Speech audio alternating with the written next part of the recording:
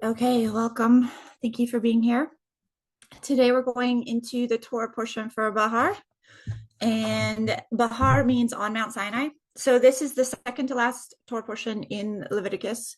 Uh, all of Leviticus was given to Moshe over the course of a long time. A lot of people think that he just got it all at once, but it was over the course of a long time that he got all of these things when they were camped at Mount Sinai. And so that's why we are doing this portion, which is called on Mount Sinai. Uh, it's interesting that this portion is called on Mount Sinai because this portion is all about land. It's about land and reclaiming land, reclaiming lost land, which should be very, very interesting. We're going to go through a lot of things on redemption and a lot of things on generational curses and a few things. What else did I have to cover today? Seals. Yes, we're going to talk about seals because the picture of seals and understanding seals and understanding the way that the kingdom operates is so profound, and it will give you understanding the literal use of seals and how seals literally worked back in the biblical times will give you a very clear picture of how the seals, the heavenly seals work, the seals of Revelation work, right? So we are going to get into that as well today. Let us start off with some prayer. Heavenly Father, thank you for bringing us all together today. Thank you for protecting this broadcast, that you will protect it from any witches, warlocks, people that want to hop on a debate, people that want to try to usurp the peace and the shalom of us studying your word today. I pray that you just remove all troublemakers from the broadcast now. I pray, Father, that you guard us. I pray that you put your hedge around us. I pray that you give us wisdom as we talk about your word. Cover us and just cover us in your grace and mercy, because we, of course, do not have it all figured out. We are just trying to learn and draw near to you. I just pray against spirits of anxiety, depression, anywhere that someone is feeling a spirit of confusion. I just pray, Father, that you remove it and just give them your perfect peace on this day. I pray, Father, that your spirit just fills every person's home that's listening today, that your spirit is just with them, that they have your perfect peace, that they are healed from all their ailments, and peace of their minds. Father, just give them peace and calmness in their minds. Father, I want to just rebuke every spirit of infirmity that has rested on these people unlawfully.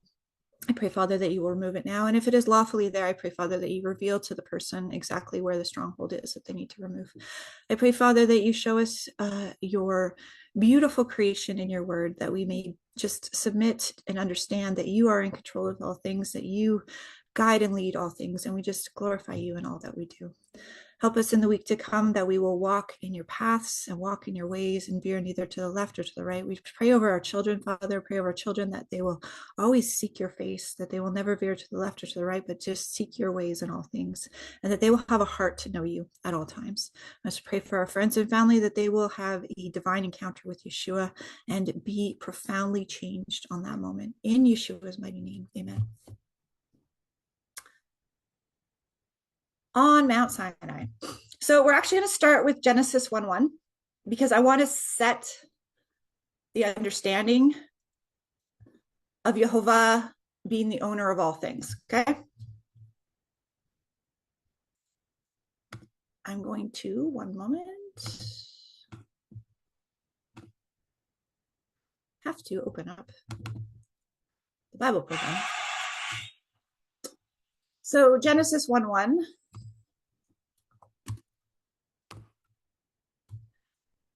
In science, there's this understanding, which is just a biblical understanding. Science just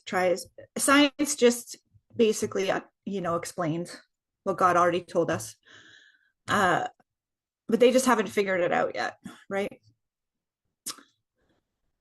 So in the beginning, God created the heavens and the earth, okay? So in the beginning, time, God created energy, heavens, space, the earth, matter, right? So you've got time. He owns time, right? In the beginning, time. He created energy, heavens and the earth, space, and matter. Okay. So he is above all of these things, right? So what does the enemy do? The enemy tries to usurp and interact with all of these elements in order to pervert them, change their meanings, change creation, which he can't really change creation, but he tries to manipulate creation and pervert creation in order to put his stamp and his mark on it. When we are in our walk with Yah, we want to be watching for his marks on time, creation, the heavenly realm, and the earthly realm. We want to look for putting his mark on things. Where does he put his mark? Where is his mark? And where is the enemy trying to put their mark? We went over this a few weeks ago about how the shin is on Jerusalem. The letter of the shin is on Jerusalem, which is his mark of his name. What's interesting is we also have different cities that have different markings on them. And this is something you can watch for. There's obelisks in many cities. Rome has an obelisk. Washington, D.C. has an obelisk. They're all over the world, right? Most major cities that are owned by Babylon, the Babylon system, have a mark on them. You can see them by a mark. I don't think that there's any obelisks in Jerusalem, but I know there's a lot of steeples and church steeples and stuff like that. So if you want to get, really dogmatic about that, you could see that as an obelisk. But it is interesting. It is interesting that Abba puts his marks. He tells us to mark our doors, mark our foreheads, mark our palms. He tells us to put marks on ourselves. He's marked our DNA. And the enemy tries to come in and put their mark on things, right? His mark on things and change things. That's why in the beginning time, we have to remember that Yah's mark on the time is really, really important.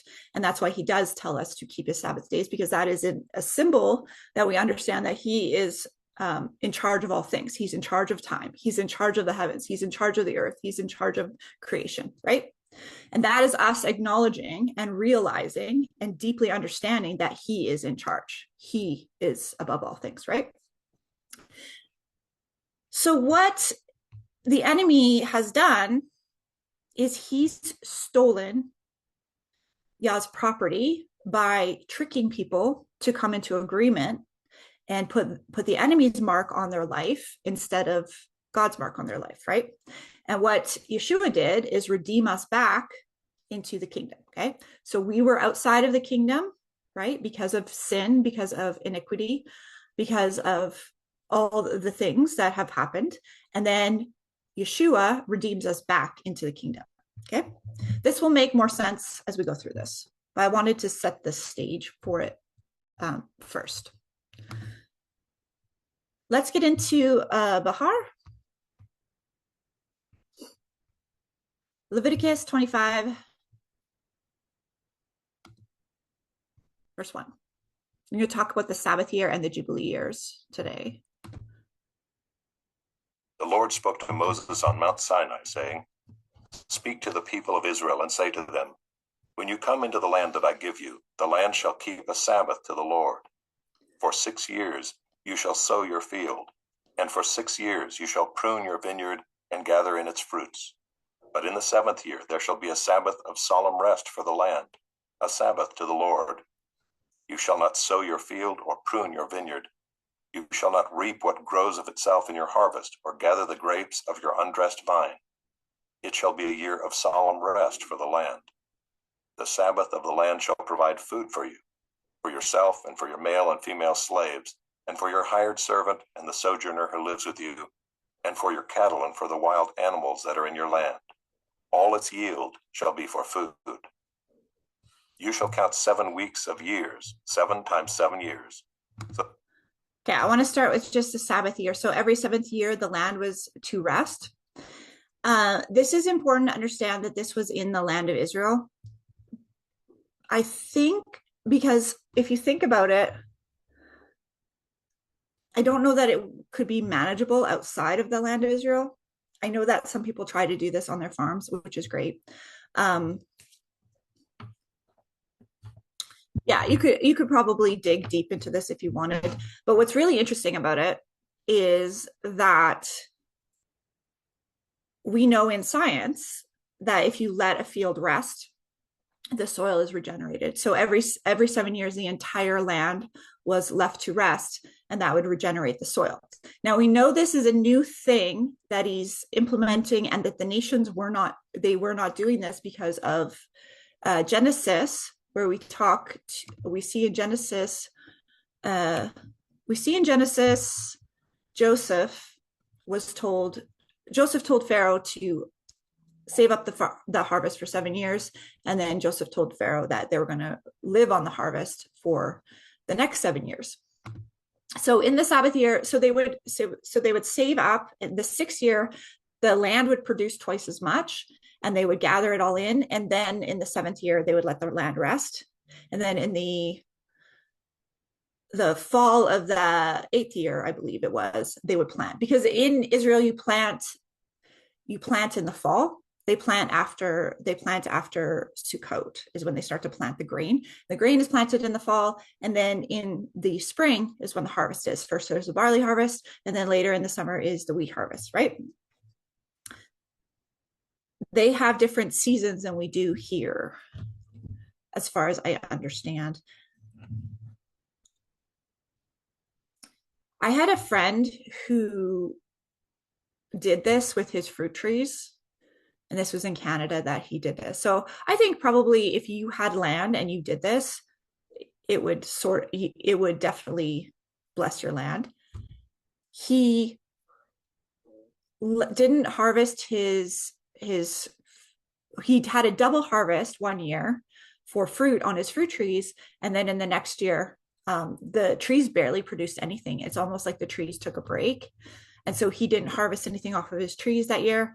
And then that cycle continued with his trees, which is really interesting. So the thing about the Sabbath years and the years of Jubilee is there's a lot of contention, and like there is in all of the calendar debates, there's a lot of contention on when these years are. And there's a lot of debate, and there's good debates on either side of when.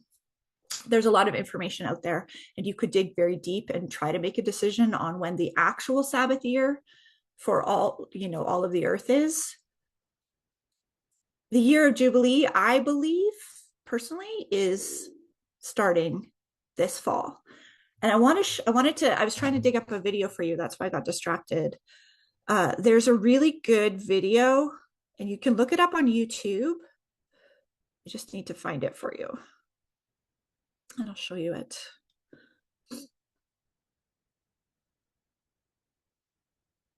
It's not loading. Okay, let's go to.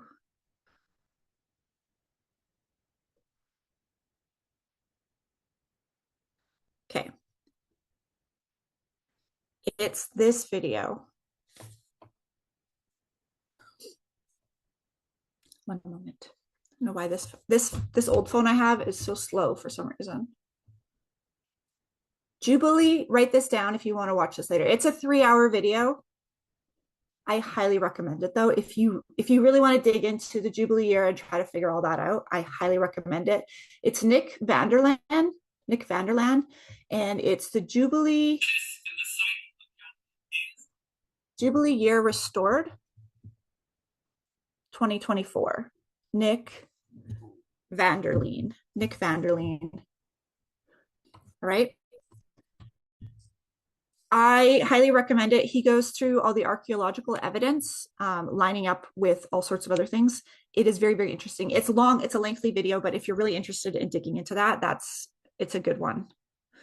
Definitely recommend that one. So after I was led to that video like probably 3 months ago, before Passover. It was maybe in January. I was led to that video, and it was just really happenstance how I came across it. And it really confirmed a lot of things about this time that we're in right now and this season that we're in right now. We can see all of these things happening about land being restored and fighting over land and stuff like that happening right now. And I think that's going to just keep going throughout the whole year. So let's look at the year of Jubilee and what that is. So you have every 7 years, you have the land gets a rest. And then in the year of Jubilee, all the debts are canceled. All the debts are canceled, and people are given back their land, their family land. So they're returned. They are their family land. If they've sold it or they've leased it out to somebody else, it goes back to them. And they can sell it and lease it out again.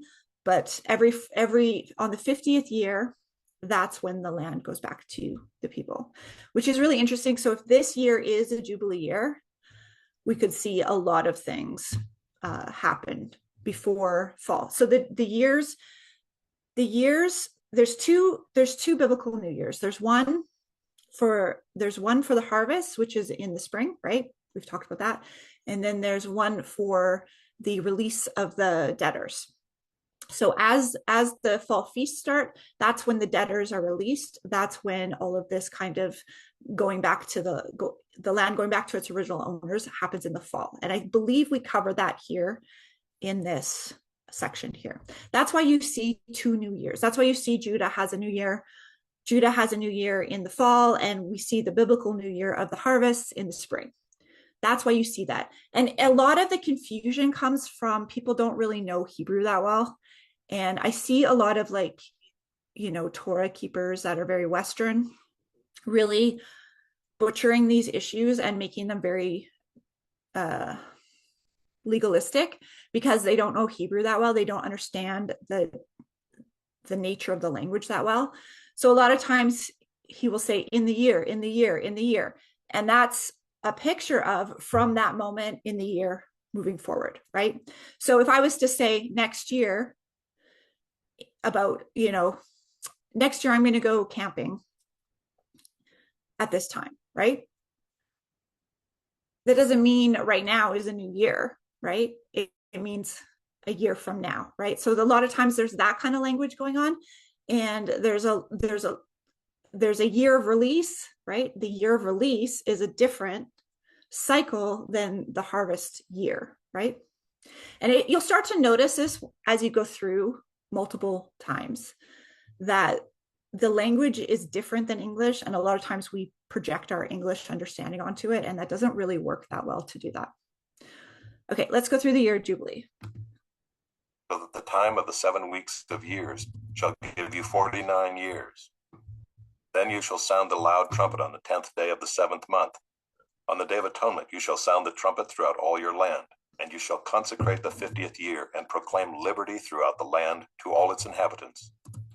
Okay, so it's right there, right? Exactly what I was just talking about. You shall sound the loud trumpet on the 10th day of the 7th month. On the day of atonement, you shall sound the trumpet throughout the land, and you shall consecrate the 50th year. So this is a picture of a new year beginning in the fall. So when people get really legalistic and say Judah has it all wrong, Judah has it, it's a really clear indicator that they really haven't sat with this text and gone through it multiple times. Okay. And this happens a lot with the people that come newly into Torah. They start really Judah bashing, and they, Christian bashing and Judah bashing.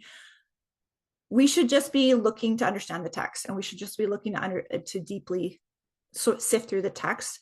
Because if Judah's saying, Judah's been studying this text for thousands of years, they might have a few things figured out, right? So we really need to humble ourselves. And, we might have Yeshua and the Torah, which is amazing. That's amazing. But Judah has a lot of things figured out, and we really need to humble ourselves because they know a lot of the Hebrew better than us. They speak the language, right?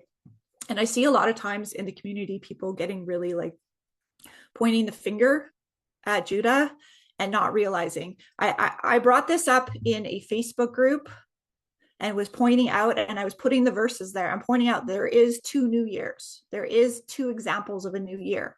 And these people were just toxic. And it was the same energy as you get from a Christian when you suggest that you keep the Sabbath or you keep the holy days and you remember them. It was the same spirit of very like, I have special knowledge. I've got special knowledge that you don't have. And I was literally just pointing at the scriptures, like, right. So just be careful to always be humble that you might not have something figured out there. Here's the picture of the second new year, that Judah keeps the new year at this time, right? Judah also keeps Passover. They do both, right? There are two endpoints, which is really kind of cool, right? There's the two endpoints of the years. It's like a cycle. You shall consecrate the 50th year and proclaim. So they're consecrating the 50th year at the fall, right?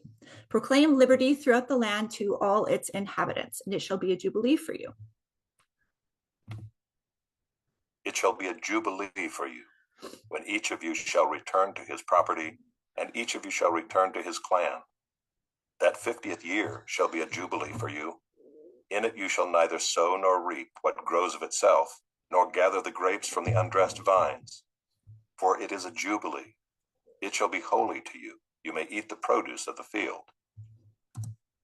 You may eat the produce of the field. So you're not going to reap and gather, but you can eat the produce of the field. So actually, that's kind of a cool picture when you think about Yeshua gleaning from the field with the disciples, right? They were walking through the field and gleaning. So that's a picture of, you can go out and eat an apple off the tree, right? You don't have to be afraid to eat the apples that are on the tree, but you're not gathering into your barns. In this year of Jubilee, each of you shall return to his property. And if you make a sale to your neighbor or buy from your neighbor, you shall not wrong one another. You shall pay your neighbor according to the number of years after the Jubilee, and he shall sell to you according to the number of years for crops. If the years are many, you shall increase the price, and if the years are few, you shall reduce the price. For it is the number of the crops that he is selling to you. You shall not wrong one another, but you shall fear your God, for I am the Lord your God. Therefore you shall do my statutes and keep my rules and perform them, and then you will dwell in the land securely. The land will yield its fruit, and you will eat your fill and dwell in it securely. And if you say, what shall we eat in the 7th year, if we may not sow or gather in our crop? I will command my blessing on you in the 6th year, so that it will produce a crop sufficient for 3 years.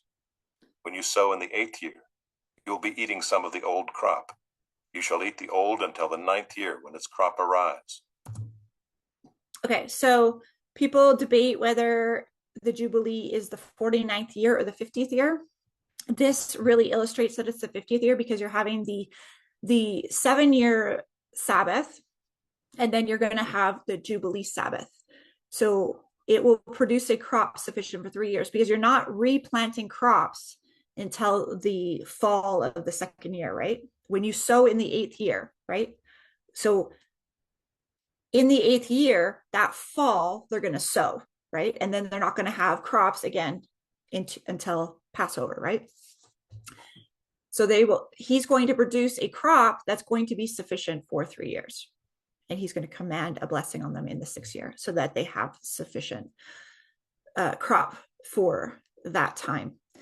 This is a very important picture to understand when you're going to Amos 8, because Amos 8 is not about the weekly Sabbath. It is about this yearly Sabbath. It's about the Jubilee and the Sabbath year. That's what Amos 8 is about. It's not about a weekly Sabbath. Again, that's one of those things where English people are taking the text and they're not quite getting all the context because they don't speak Hebrew, right? What else was I going to tell you about this? Oh, what is this? Now, I wanted to just touch briefly on this understanding of, so we have the weekly Sabbath, and when you keep the weekly Sabbath, there's something that happens where you're convicted to keep the weekly Sabbath. And as you do it, you learn to trust Abba more and his provision more in your life, especially if you had to work usually on the Sabbath and you had to give up that job or you had to do something in order to keep the Sabbath, it brings you to this place where you're really relying on him. And a lot of people ask me, like, well, what do you do if you have to work on the Sabbath? You can boldly step out and trust him and just quit your job and trust him and do something bold. Pray about that, of course, before you do it. Or you can pray for him to make provision for a new job or whatever. But it's connecting this understanding that he's your provider, right? And so when we look at the Jubilee year, it would be really interesting. I've kind of had this experience a little bit. One year, Abba took me on the road and I basically left my business behind. I left all my work behind, and he just called me to trust him. And it was almost like I was gleaning through the fields and relying on other people, and other people were sharing with me so that we were okay while we were doing that. And he had us doing that for an entire year. It was almost like he had given us the Jubilee year, right? Or the sabbatical year. I'm not sure which one it was, but it was about a year that we did that. And it was like I wasn't able to do my regular business. I had to trust in him. He provided a car, he provided a place to stay. He just provided for us and prepared the way ahead of us the whole entire time. It was really, really interesting. So this whole process of the Jubilee and the Sabbath, and I believe he will restore this, and especially if this year is a Jubilee and he's starting to restore these cycles so that we know when his cycles are, it'd be very interesting, because then we could start to plan ahead.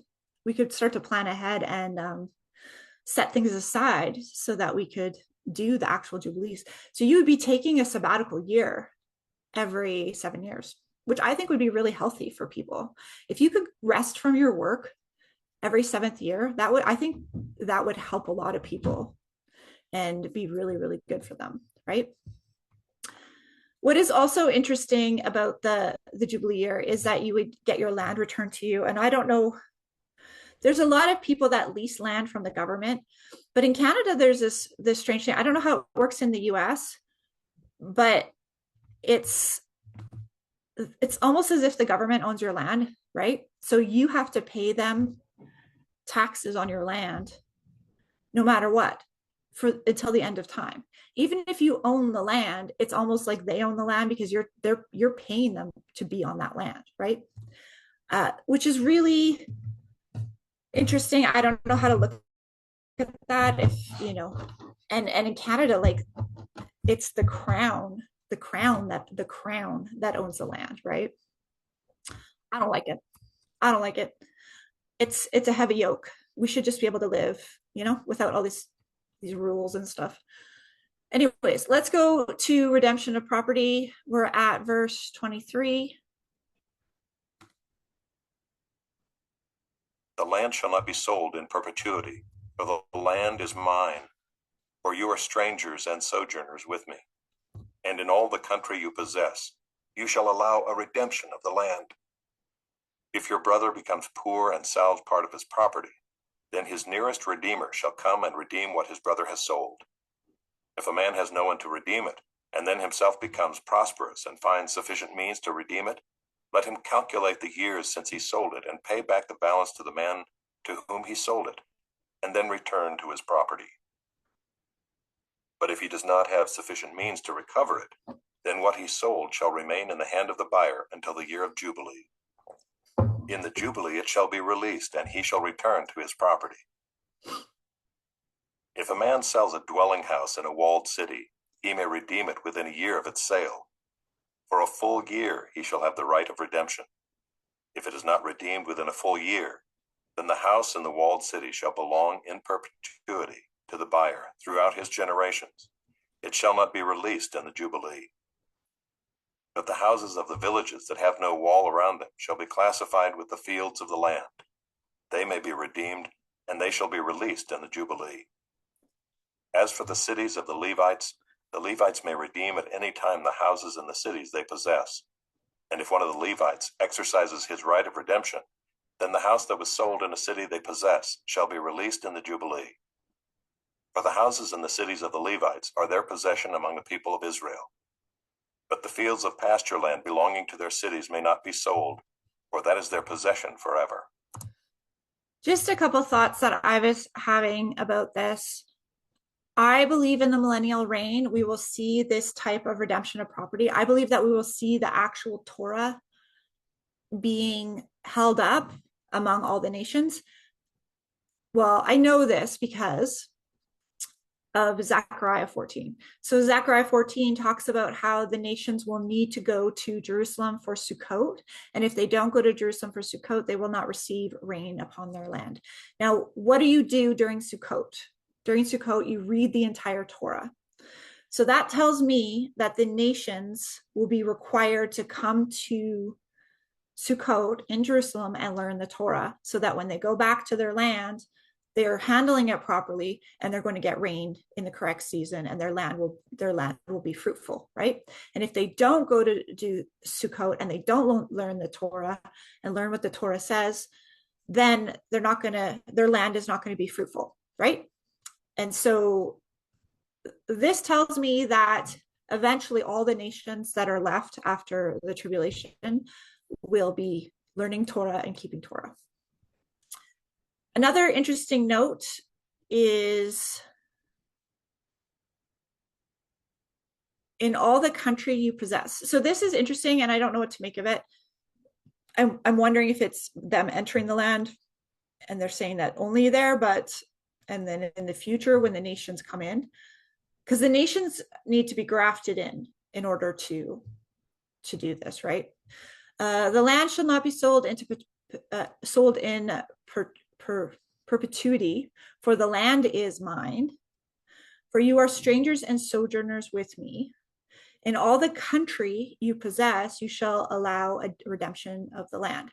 So I'm curious, and I'm not sure if this means like if we possess land outside of Israel, like the given 12 tribe territory of Israel, if in the future would that also be apply there? I'm not sure. There's a lot to sift through here. So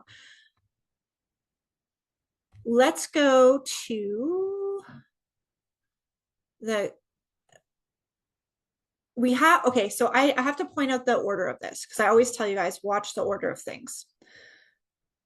Remember in the beginning, we're talking about creation, then space, time, land. Okay, so this is such a picture of here's the time, the redemption of the time, right? The Sabbath year, this year, Jubilee.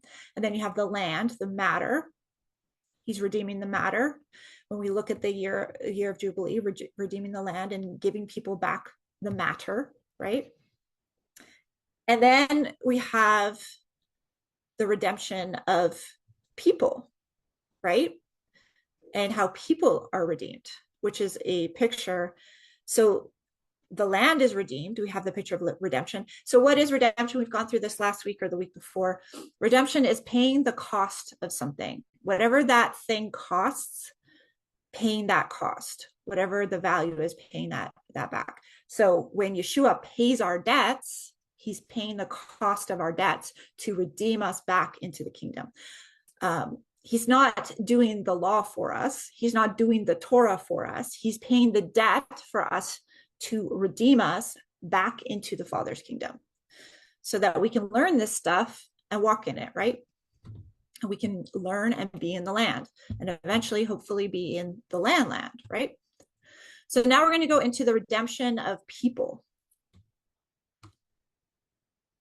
If your brother becomes poor and cannot maintain himself with you, you shall support him as though he were a stranger and a sojourner, and he shall live with you. Take no interest from him or profit, but fear your God, that your brother may live beside you. You shall not lend him your money at interest, nor give him your food for profit. I am the Lord your God, who brought you out of the land of Egypt to give you the land of Canaan and to be your God. If your brother becomes poor beside you and sells himself to you, you shall not make him serve as a slave. He shall be with you as the hired worker and as a sojourner. He shall serve with you until the year of the Jubilee. Then he shall go out from you, he and his children with him, and go back to his own clan and return to the possession of his fathers.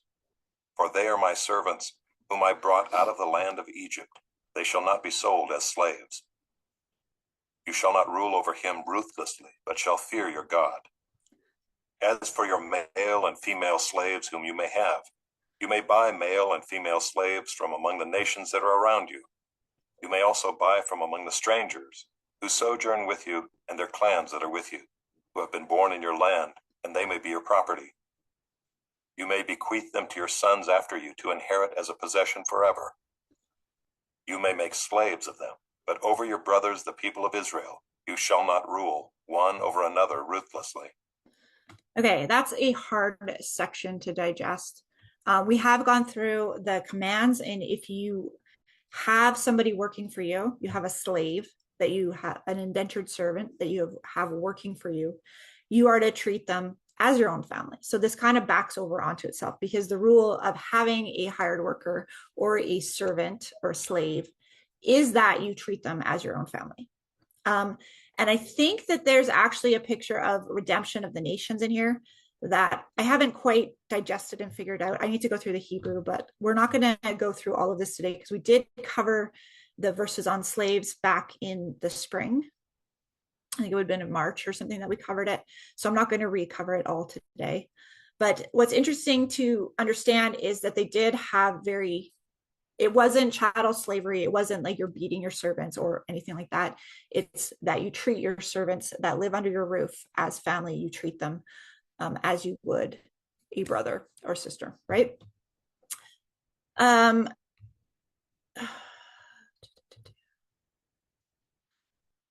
I think that there's probably a picture of redemption in here, but I'll have it sorted out in my own mind. So we're just going to leave it for now. If you guys want to pray about that and sort of that, it's one of those sections. It's like, oh, it's hard to digest. And I know that this is one of the sections where this was actually used to start the chattel slavery that happened in America. They used this verse to say that it was okay for them to do what they were doing.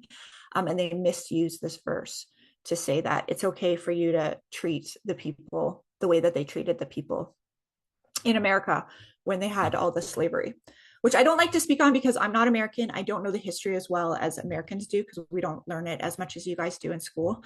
What we learn in school about it is a lot of the basics, but then we also learn, because Canada was at the end of the Underground Railroad.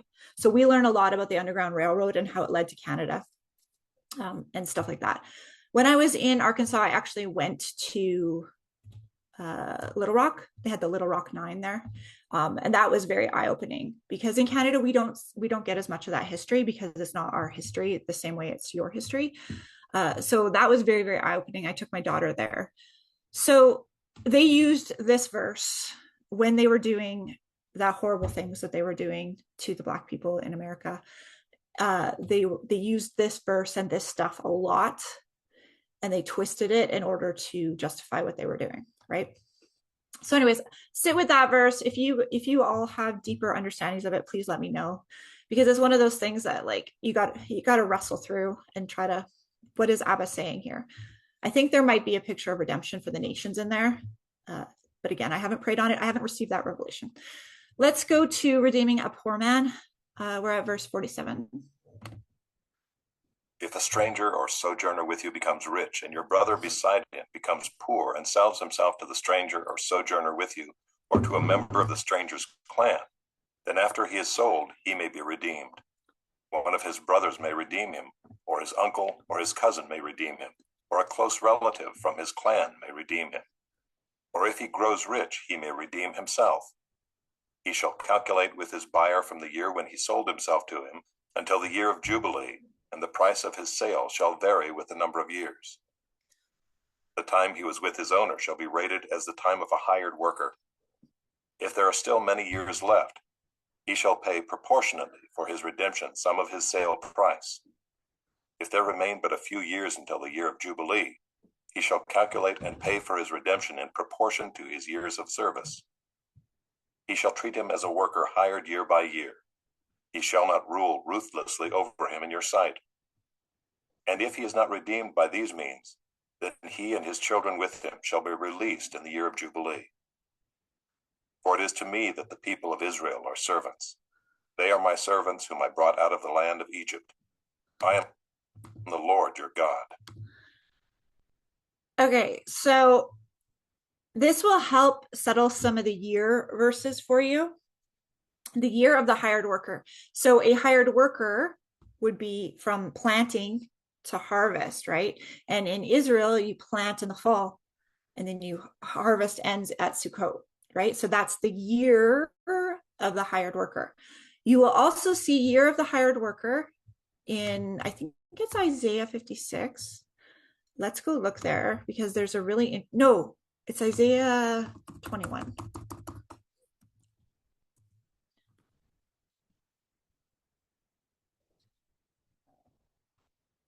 And Isaiah 21 is about Babylon falling. So we do need to cover this today because we're going to cover a lot of Babylon falling today.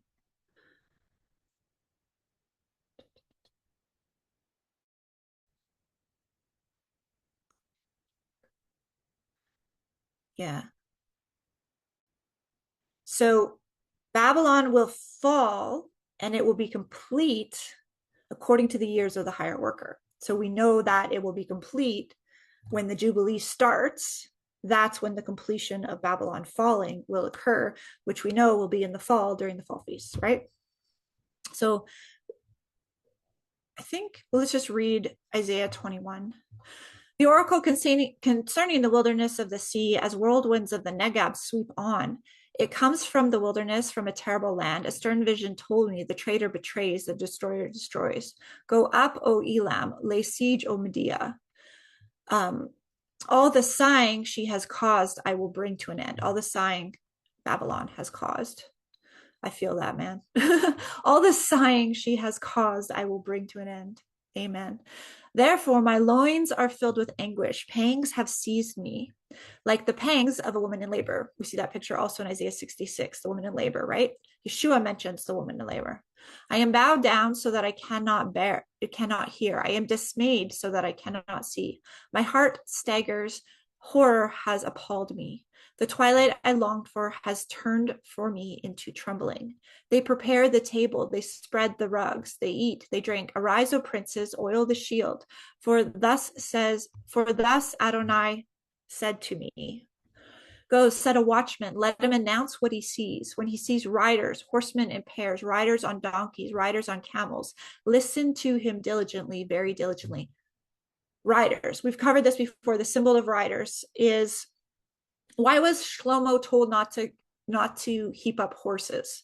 Shlomo was told, the kings are told not to fill their barns with horses and not to take on many brides. It's kind of the two things that kings are told.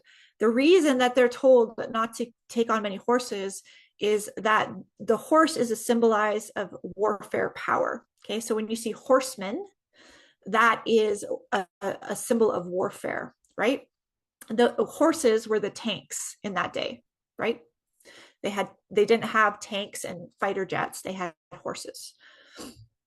So when he sees riders, horsemen in pairs, riders on donkeys, riders on camels, listen to him diligently, very diligently. So that's the picture of when you start to see the warfare pick up. Then he who cried out, oh, so why was Shlomo and all the kings told not to build up horses and build up armies?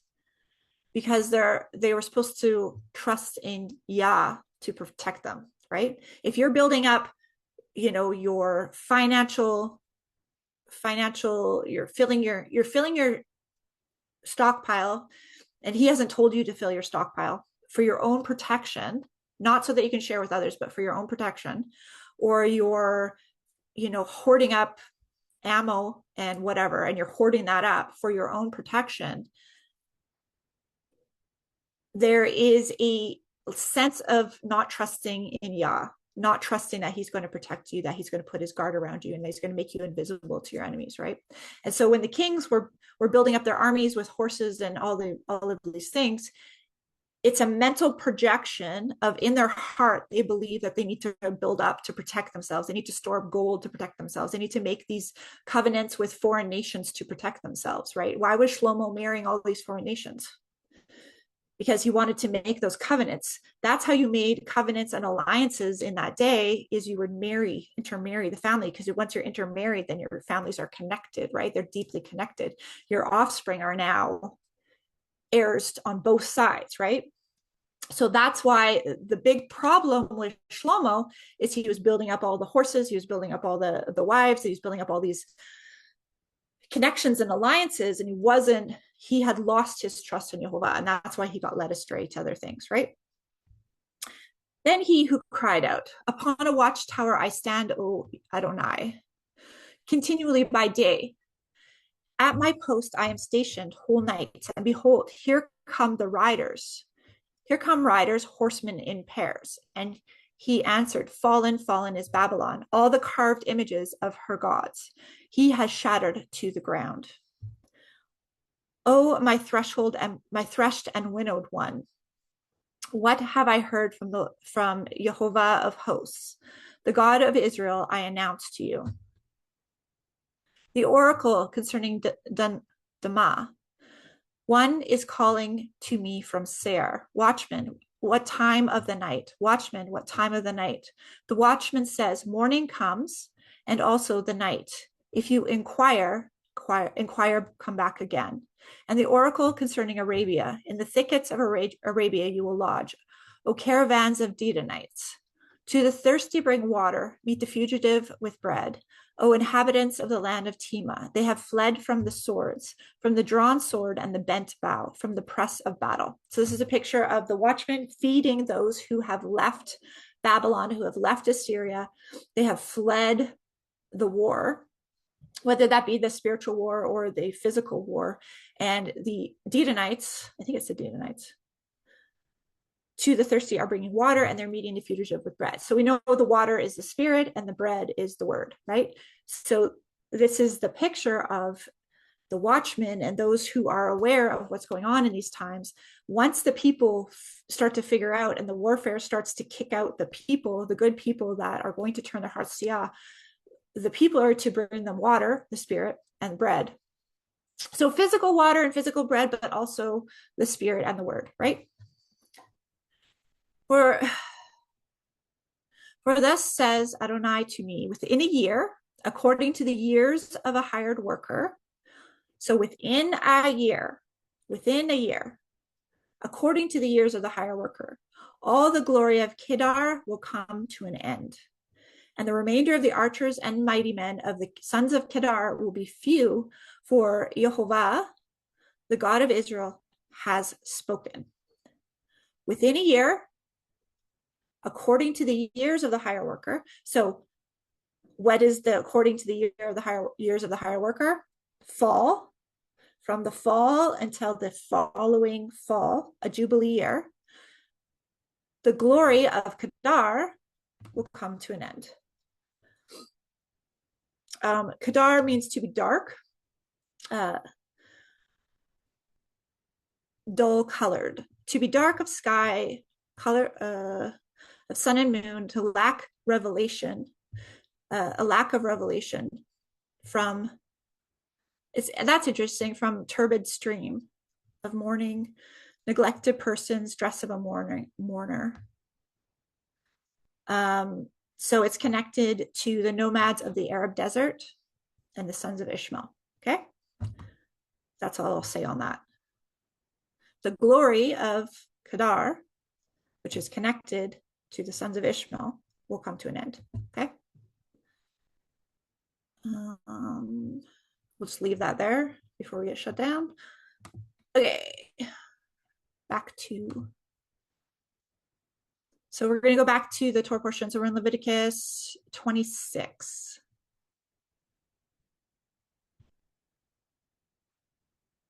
Did we cover this?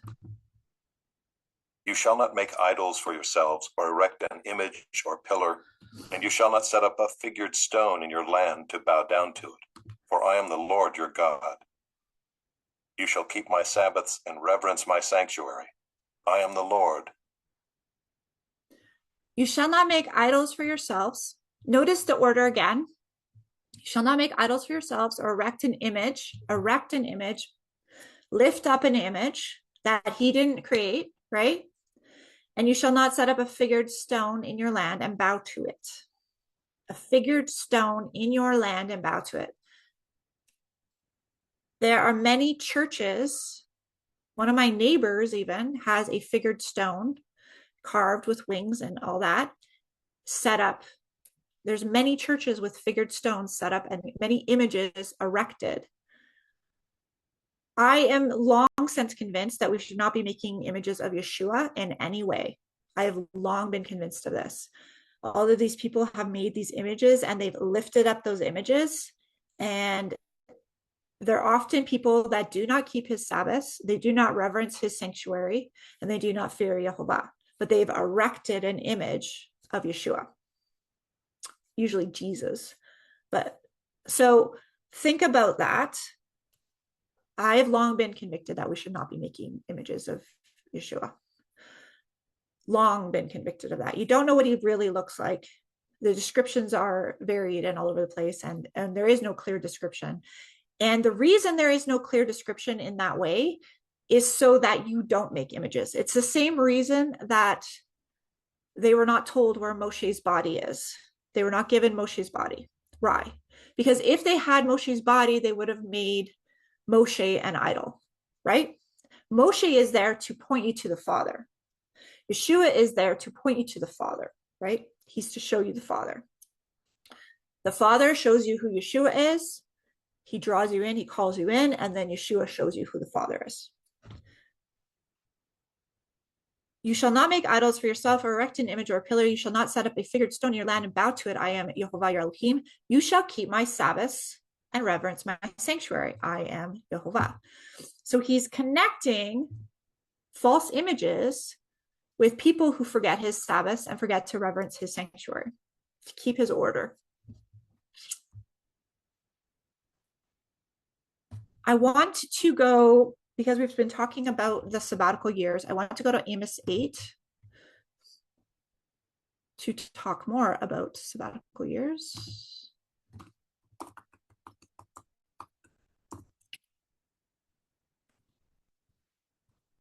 The picture of the sabbatical year is that the poor can glean on the land. The poor can eat and glean on the land. They can walk through the land and glean and take whatever they want. So the rich who own the land are not allowed to harvest. They're not able to harvest, but the poor are allowed to go throughout the land and gather and eat whatever they want. So the poor are very well fed and kept for. This is also a picture in Isaiah 58, which is really beautiful. So Isaiah 58 is talking about releasing the captives, right? Breaking the yokes, setting the captives free, making sure that the poor are fed, making sure that people are not suffering and having heavy yokes upon them. We see right now in many places in the world, the government and all these institutions putting such heavy yokes on the people, making it so hard for the people to just make a simple living, to lead a simple life, to take care of their families. You have to have 4 incomes now to take care of your family at this rate. They've made everything so expensive. They're not using equal weights and measures to deal with currency. They're not using equal weights and measures to deal with the different. They're not using equal weights and measures to deal with selling us things. They're inflating things. This is such a picture of this time, you guys. Such a picture of this time. In Canada right now, we have a boycott. I know this has happened in America with several businesses as well. We have a boycott against a company named Loblaws because they've been inflating their prices and taking such high profits. In the meanwhile, there's families that can't afford groceries. They can't afford to cover their basic costs. And these overlords controlling the marketplace are inflating their price. They're not using equal weights and measures, right? The sabbatical year is very much about bringing back that sense of order and bringing the poor back into the land so that the poor can have a fighting chance. Give them back their land so that the poor can have a fighting chance and they have something to build on, right? You can build a home, you can build, you can have crops. You know, even if you got into poverty, you got into debt, you overspent, and you got into a bad place. Even if you did that, there's still this hope that in the Jubilee year, you're going to be returned to your land and you can start fresh. You can start over. And that's such a picture of Yeshua. Because what did Yeshua do for us, right? We were in such a bad place. We had all this sin debt. We had all these ways that we were lawless and we did not understand and we were rebellious. But he pays our sin debt. He becomes our redeemer and brings us back into the land so that we can build something profitable, something beautiful, and something fruitful, right? So let's go through Amos 8:1.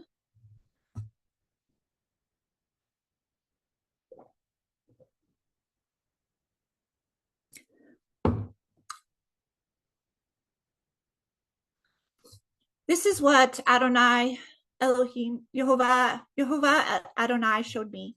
Behold, a basket of summer fruit, a basket of summer fruit. So this is what, remember I was saying this, from the context that this is not about the weekly Sabbath. It's about the yearly Sabbath.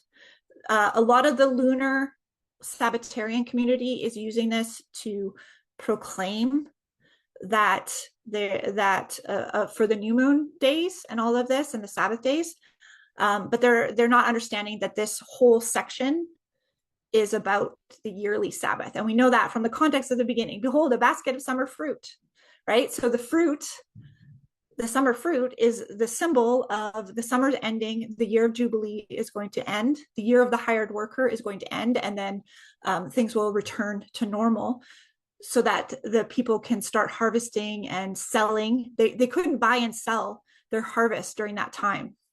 They had to just let the land rest in every possible way. So they want the Jubilee to end so that they can go back to business, okay? That's what Amos 8 is about. It's not about the weekly Sabbath.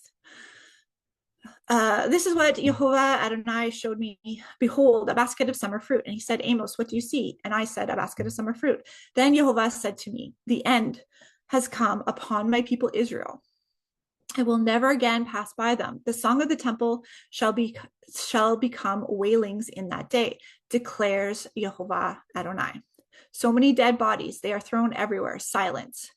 Hear this, you who trample on the needy, who bring the poor of the land to end, saying, when will the new moon be over, that we may sell grain, and the Sabbath, that we may offer wheat for sale, that we may make the ephah small and the shekel great, and deal deceitfully with false balances, that we may buy the poor for silver, and the needy for a pair of sandals, and sell the sheaf of the wheat. This is such a picture of the time we have right now, just enslaving everybody, the overlords of the world enslaving everybody just for the sake of more, so that they can have more. It's ridiculous.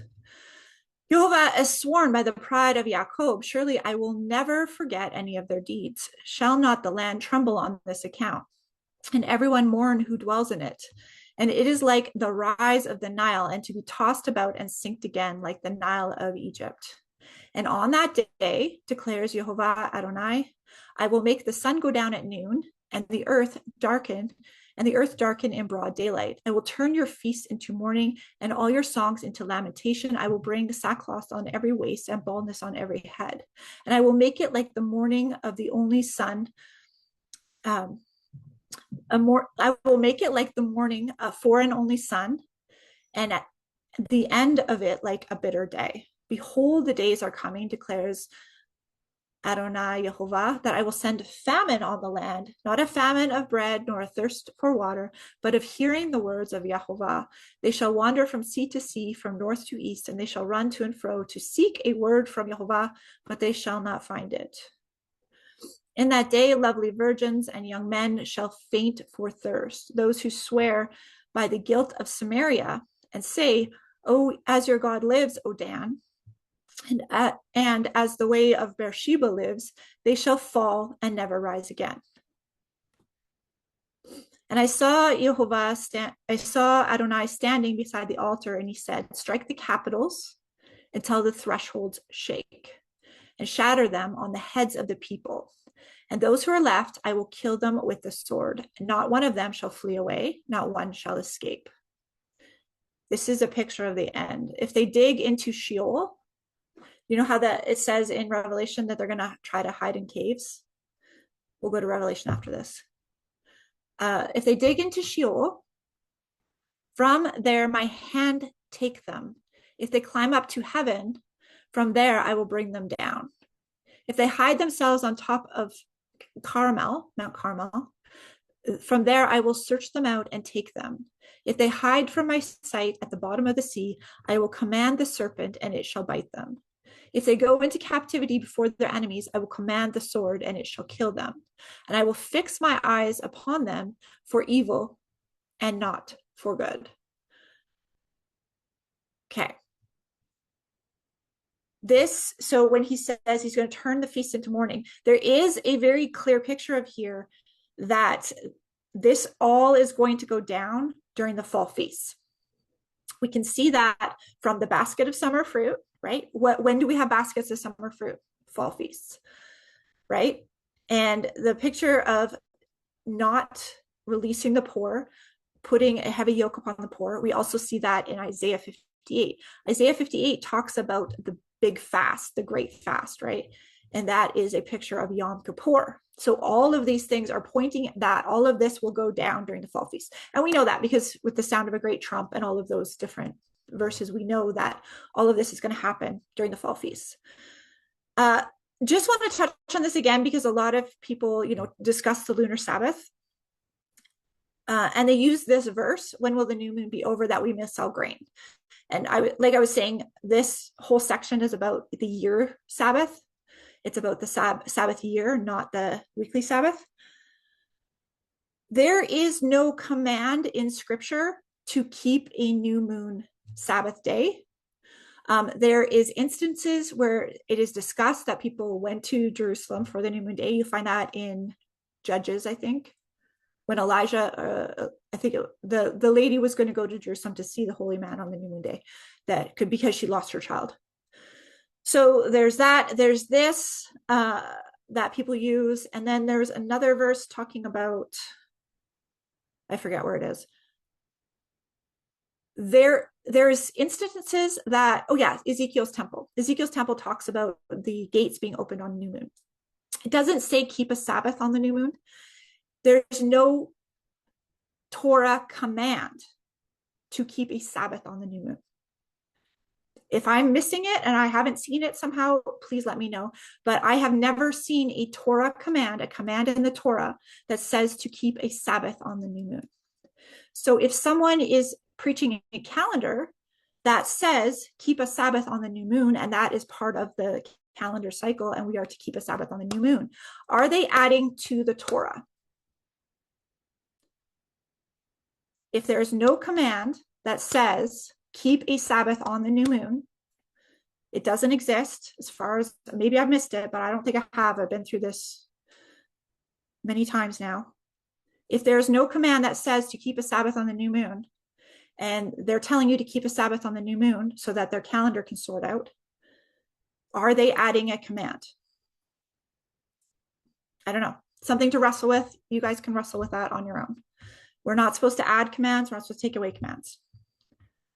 So, like I said, I've looked at this whole lunar Sabbath thing many times, and I've yet to be convinced.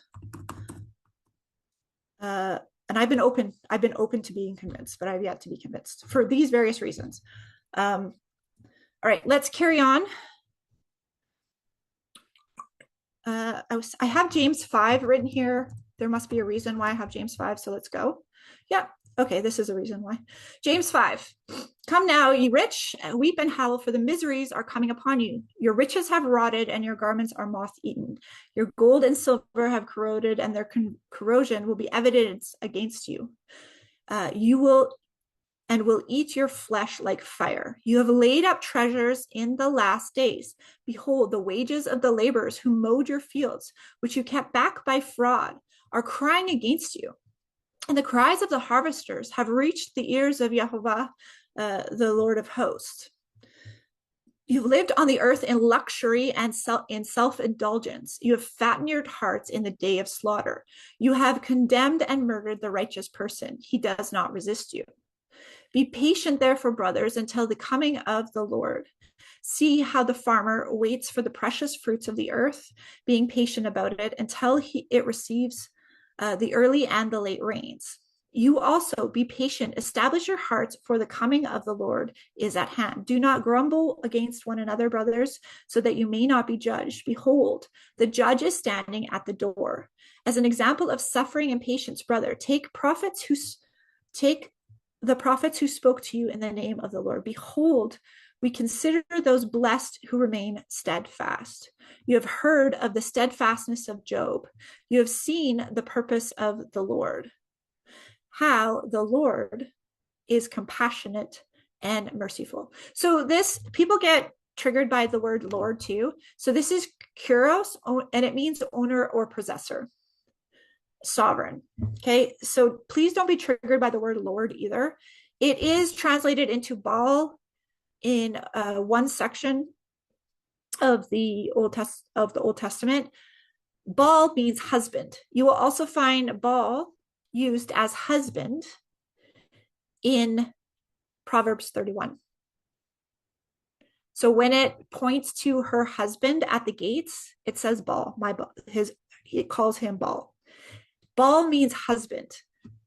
This understanding of Baal is, who's your Baal? Who's your Lord, right? So when Sarah calls Abraham Lord, she's saying, you're my owner, you're my master, you're my head, you're my leader. Okay. So if you were a wife and you called your husband Lord, you were simply saying that he's your head. He's your guide. He's your leader, right? So when they talk about Baals, the different Baals had different names that went with them. So they had different mountains often, and it was like Baal Peor. Have you ever heard Baal Peor? So Baal Peor was the mount where the Baal, the husband of Peor, would be up on that mountain. They would go to worship Baal Peor. So it's the husband Peor. Okay. So again, that's one of those language things that people that are kind of new to like sifting through Hebrew kind of get jumbled up about, and they see a meme on Facebook and then they share it and they don't actually know the depth of the language. Okay. So you can go check. I can show you Proverbs 31 actually, so you don't have to check. So I'm not full of it and I know what I'm talking about. We'll go to Proverbs 31.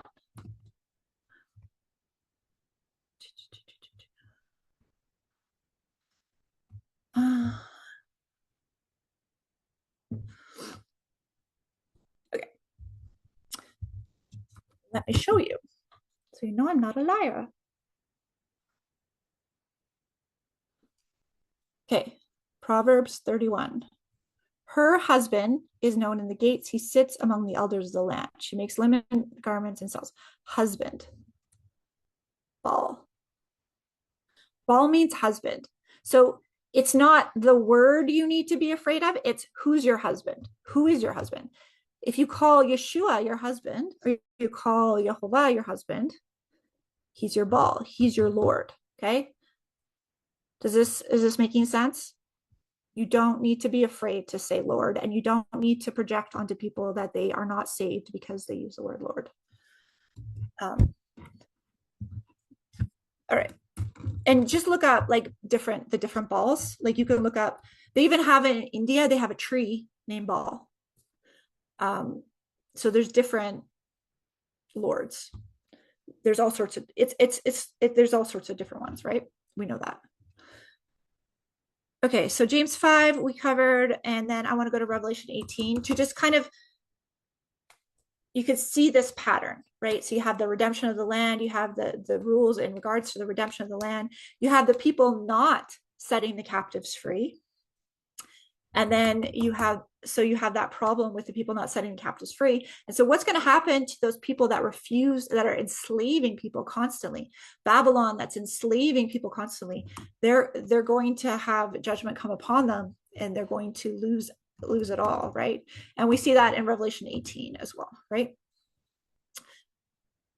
After this, I saw another angel coming down from heaven, having great authority, and the earth was made bright with his glory. And he called out with a mighty voice, Fallen is Babylon the Great. She has become a dwelling place for demons, a haunt for every unclean spirit, a haunt for every unclean bird, a haunt for every unclean and detestable beast. For the nations have drunk the wine of the passion of her sexual immorality, and the kings of the earth have committed immorality with her, and the merchants have grown rich from the power of her luxurious living.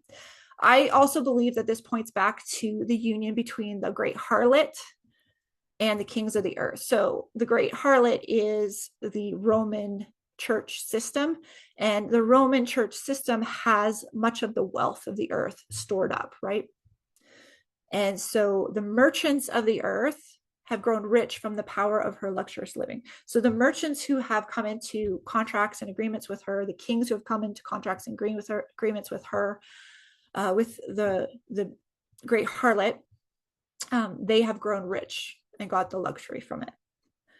Then I heard another voice from heaven saying, come out of her, my people, the great harlot, lest you take part in her sins. So come out of Babylon, come out of the great harlot, come out of the beast church system, which is the Roman church system, right? Lest you share in her plagues. This links back to the church of Pergamum. Pergamum is also told that they're going to share in the plagues if they don't get rid of the Jezebel problem. So Jezebel problem is she brought all the idolatry into the kingdom, right? They're also told that they're going to participate in the plagues, and their children are going to participate in the plagues if they don't get rid of their idolatry. For her sins are heaped as high as heaven, and God has remembered her iniquities. Pay her back as she has paid back others.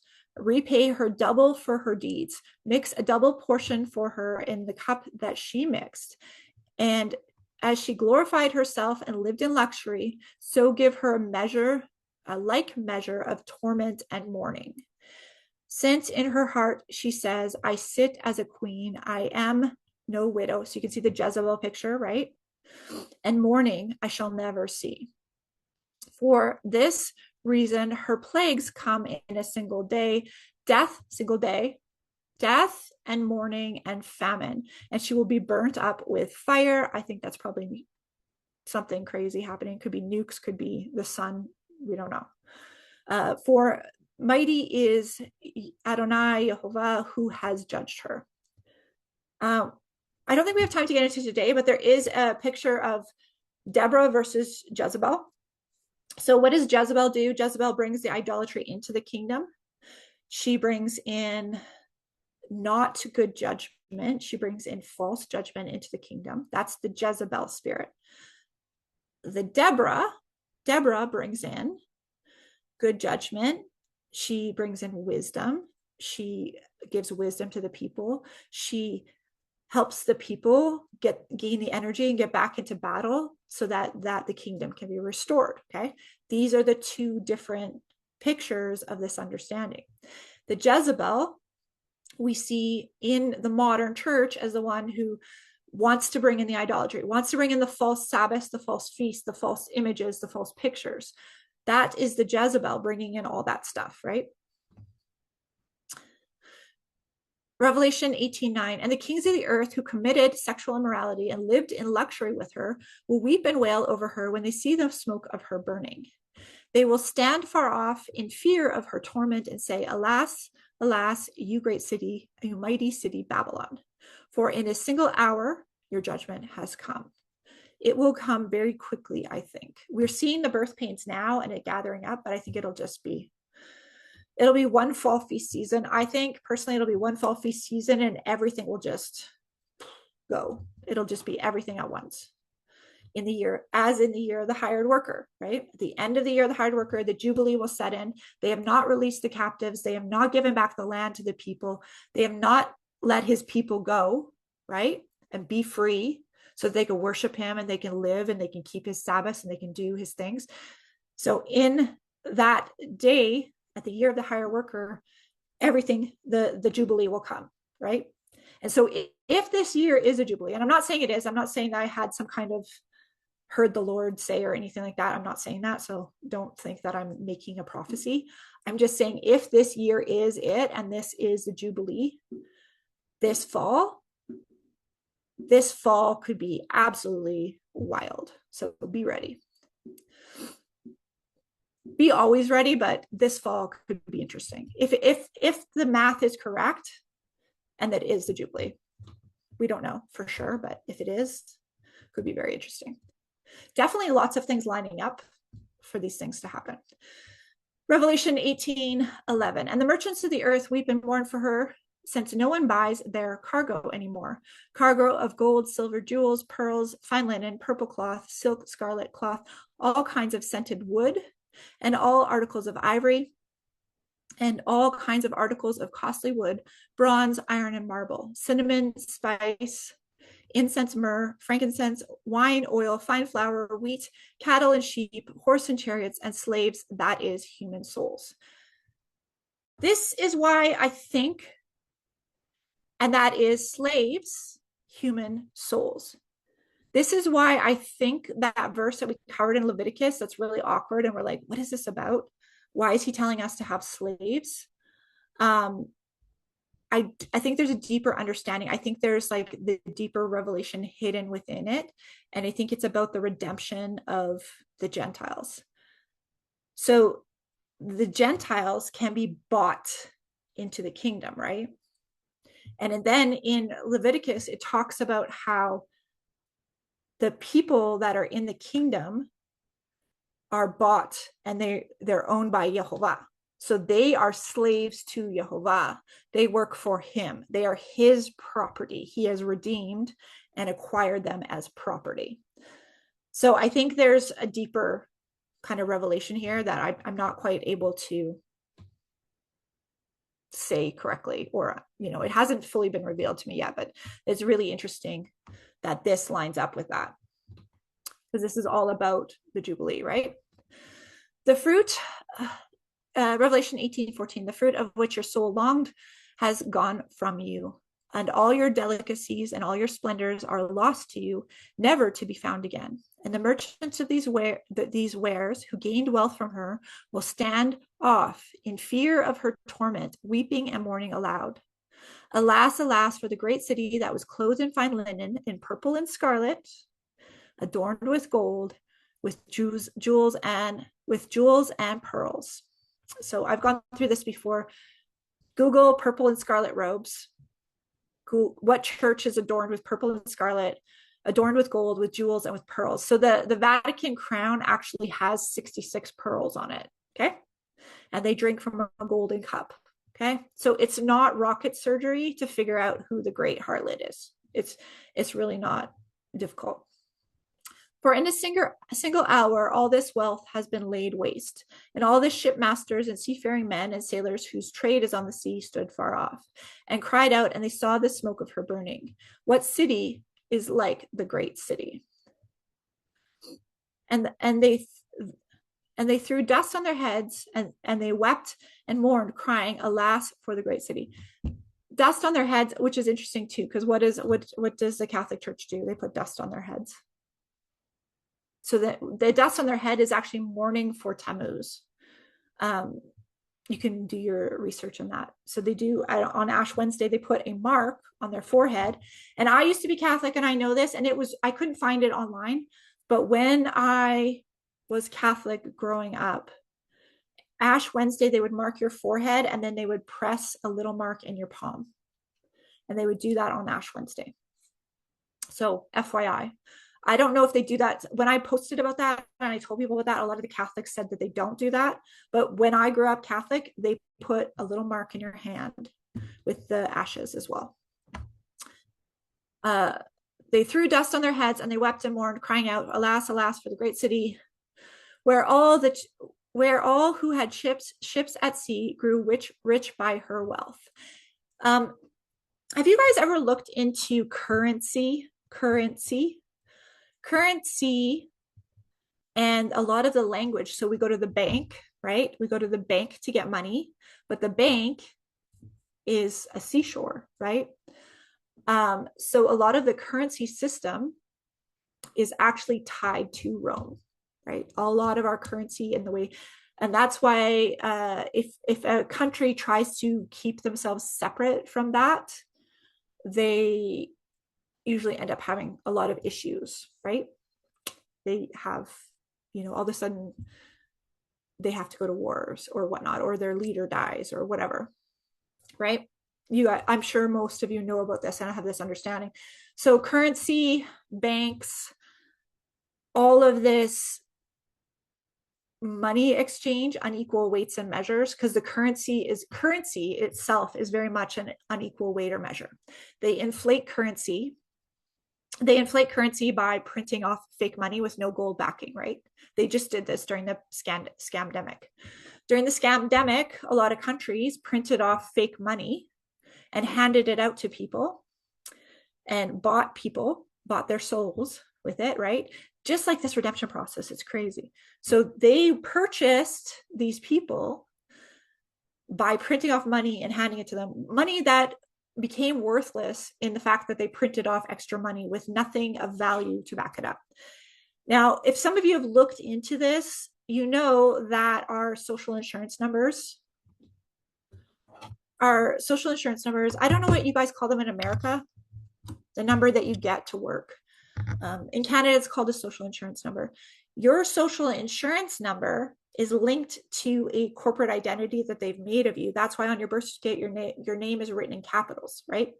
Your name is written in capitals on your birth certificate because they've created a corporate identity in your name to which they can borrow money against. They have bought you. They own you. They have acquired you through that birth certificate process. I had to give birth to my daughter in the hospital because we lived too far out of town to we had a midwife, but we lived too far out of the city, too far from a hospital to safely have her at home, because we wouldn't have been able to make it to a hospital if we needed to. We were like 2 hours away. So I had my daughter in the hospital, and I always remember this is we didn't name my daughter right away. We actually ended up naming her on the 8th day, which is really prophetic. We didn't know about it at the time, but we ended up naming her on the 8th day after she was born. And it was really cool how Abba made us wait 8 days till we could figure out a name for her. So I didn't register her, and I didn't get her birth certificate at the hospital. And the nurses were really funny about that. They were really weird about it. They didn't want us to not register and get her a birth certificate at the hospital, because in Canada, when you have the baby, they want you to do the paperwork and do the registration right away.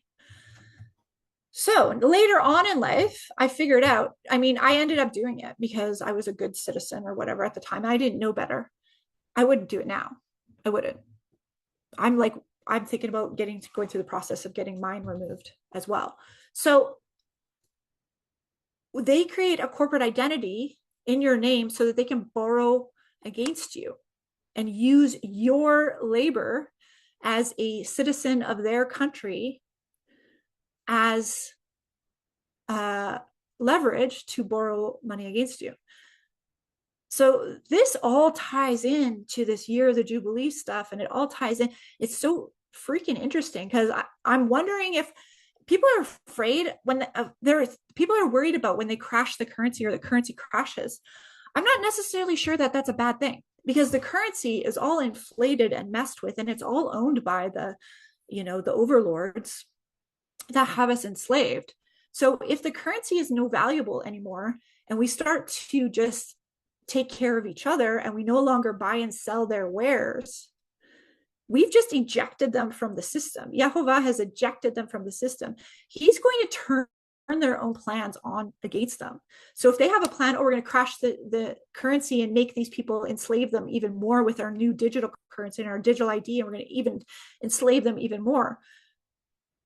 Yehovah can flip that script on their heads, and he can make it so that all of a sudden we decide not to deal in their currency.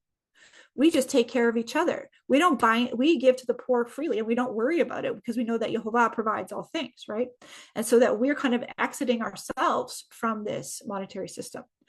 And Yehovah can do all things. He could make, I don't know how he's going to make this all come about, but I know that he's going to destroy Babylon, and then the people will be free, right? He's going to redeem his servants, right?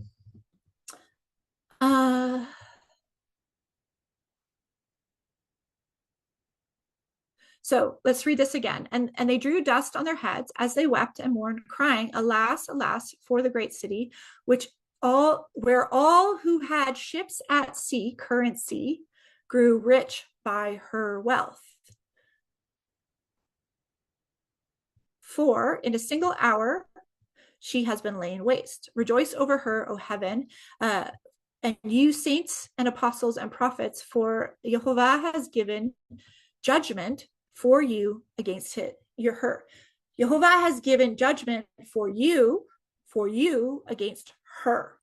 So don't be afraid of these days to come, because he's going to give judgment for you against her, the harlot, the beast system. Then a mighty angel took up a stone like a great millstone and threw it into the sea, saying, so Babylon, the great city, will be thrown down with violence, and she will be found no more. And the sound of the harpists and musicians and the flute players and the trumpeters will be heard in you no more. And the craftsman of any craft will be found in you no more. And the sound of the mill will be heard in you no more. And the light of a lamp will shine in you no more. And the voice of the bridegroom and the bride will be heard in you no more. For your merchants, the great ones of the earth, and all nations were deceived by your pharmakia. That word is pharmakia. It says sorcery in English, but it's pharmakia in the Greek. Okay. For your merchants, the great ones, the magistines, the great ones, megastines, great men, lords, the people ruling over you. They deceived the nations by their drug sorcery, right? Pharmakia.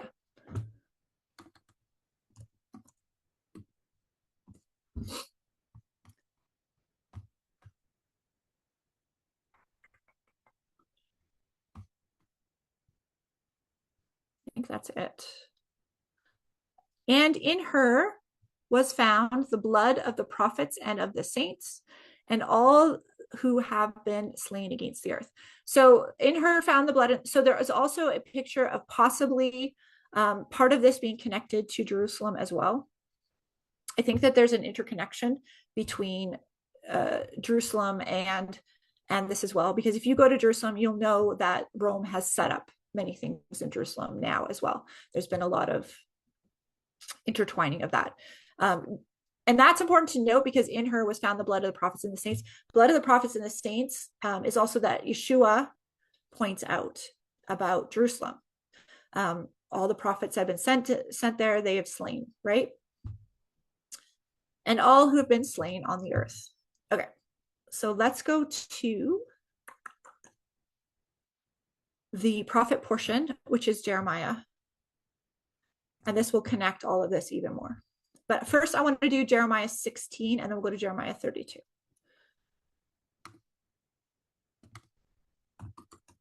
I think it's Jeremiah 16.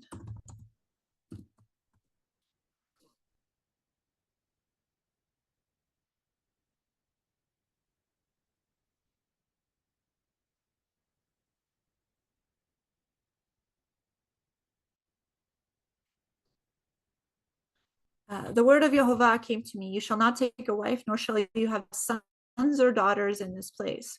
For thus says Jehovah concerning the sons and daughters who are born in this place, concerning the mothers who bore them and the fathers who fathered them in this land.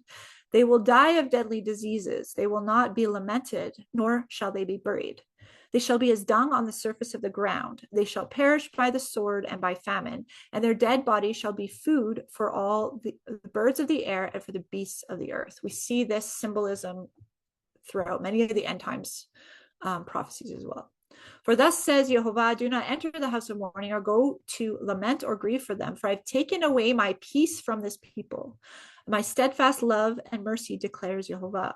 Both great and small shall die in this land, and they shall not be buried.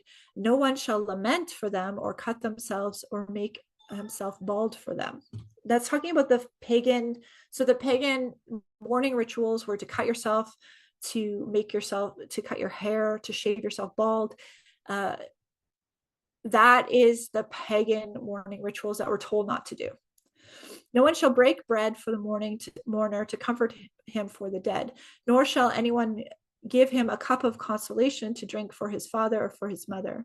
You shall not go to his house for feasting to sit with them to eat and drink. You shall not go into the house to feasting. So this is the Hebrew, and the Jews still do this today. Judah still does this today. They will sit, if somebody dies in the family, they will sit for, I believe it's 8 days. And during that 8-day period of mourning, people will come to the house and sit with you. They won't really say much. They might bring you some food. They might bring you something to drink, but they will come and sit with you for those 8 days. Different people will come and go. They won't all sit with you for 8 days, but your house would be open for people to just come and sit and mourn with you, and not necessarily say anything to you, but they would just sit and be with you during that time. So you shall not go in. So he's telling them, you don't even go and mourn with them, because they've rejected Yehovah, right? So anyone who's rejected Yehovah, that ends up going and having that judgment come upon them, we're not even supposed to mourn for them. It's they brought the judgment upon themselves. You shall not go into the house of feasting to sit with them to eat and drink. For thus says Yehovah of hosts, the God of Israel, behold, I will silence this place before your eyes and in your days, the voice of myrrh and the voice of gladness and the voice of the bridegroom and the voice of the bride. Do you recognize that? Right? Revelation 18. Same language. And then when you tell the people these words, they say to you, why has Yehovah pronounced all this great evil against us? What is our iniquity? What is the sin that we have committed against Yehovah our Elohim?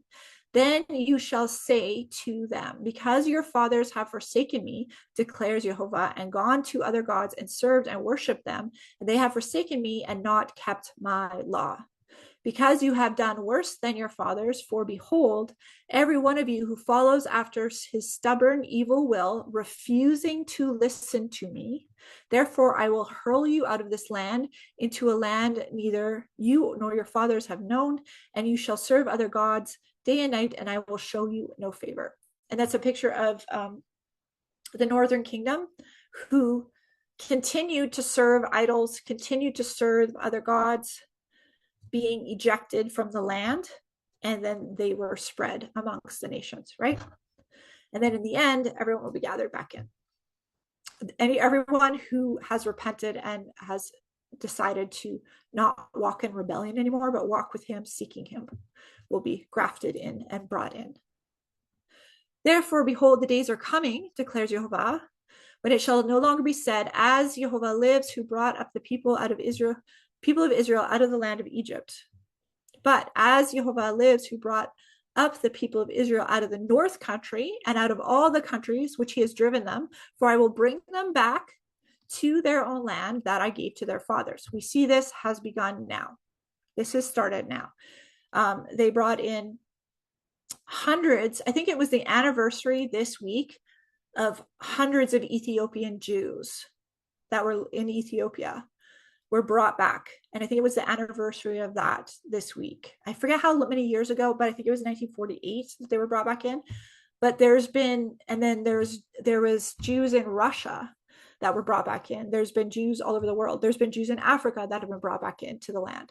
All over the world, the people who are called by his name are being brought back in, right? But there's still idols in the land. There's still carved images in the land. There's tons of cathedrals. There's tons of false images. During October 7th, when that horrible thing happened on October 7th, at that music festival, they were dancing around a Buddha statue, right?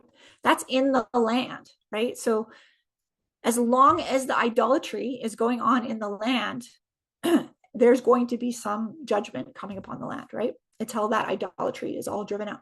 And what did he say that we read before? Excuse me. Is that he's going to tear down all the idols. So either we tear down the idols ourselves and get rid of them, or he will do it for us. And you don't really want him to do it for you, because that's going to be a messy business, right?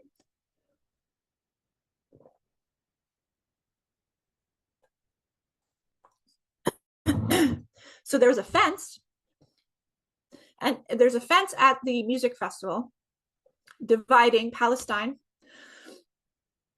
Gaza from Israel. There was a hedge of protection, a fence. And at that music festival, people were dancing in front of a Buddha statue. And then somehow, now people will say, oh, well, they plan this and they plan that. Jehovah is in charge of all things. If he does not want a hole in the fence to occur, he will not allow a hole in the fence to occur. Okay? He is in charge of all things. This goes back to, why was Shlomo told not to stock up horses? Shlomo was told not to stock up horses because he was going to rely on his own might, his own strength, instead of relying on Jehovah alone. So if you want to protect your land, get the idols out.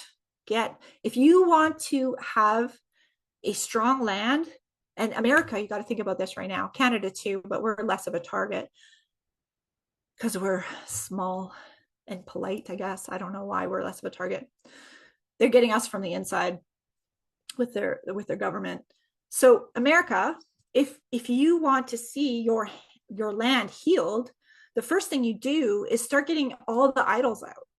Start in your towns. Like, okay, where's idols? Where do we have obelisks up that need to go? Where do we have statues up? Do we have angel statues up that need to go? Start getting the idols out of your land anywhere that you can, right? Turn back to his commandments. Keep his Sabbath days, right? That's how you protect your land. Okay. So as horrible as October 7th was, and we just pray for the people that have been captured, just awful, right? These innocent children. There was a fence and there was a hole allowed to be in the fence. And on the other side of the fence in Israel, people are dancing in front of a Buddha statue. Okay.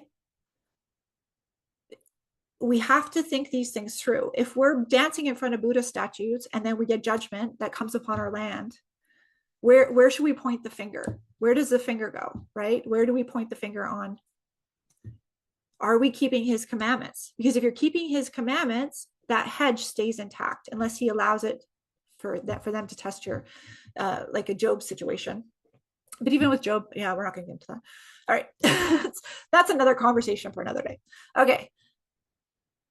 But as Jehovah lives, who brought out the people out of Israel, out of the north country, and out of all the countries he has driven them, I will bring them back to their own land that I gave to their fathers. This has begun.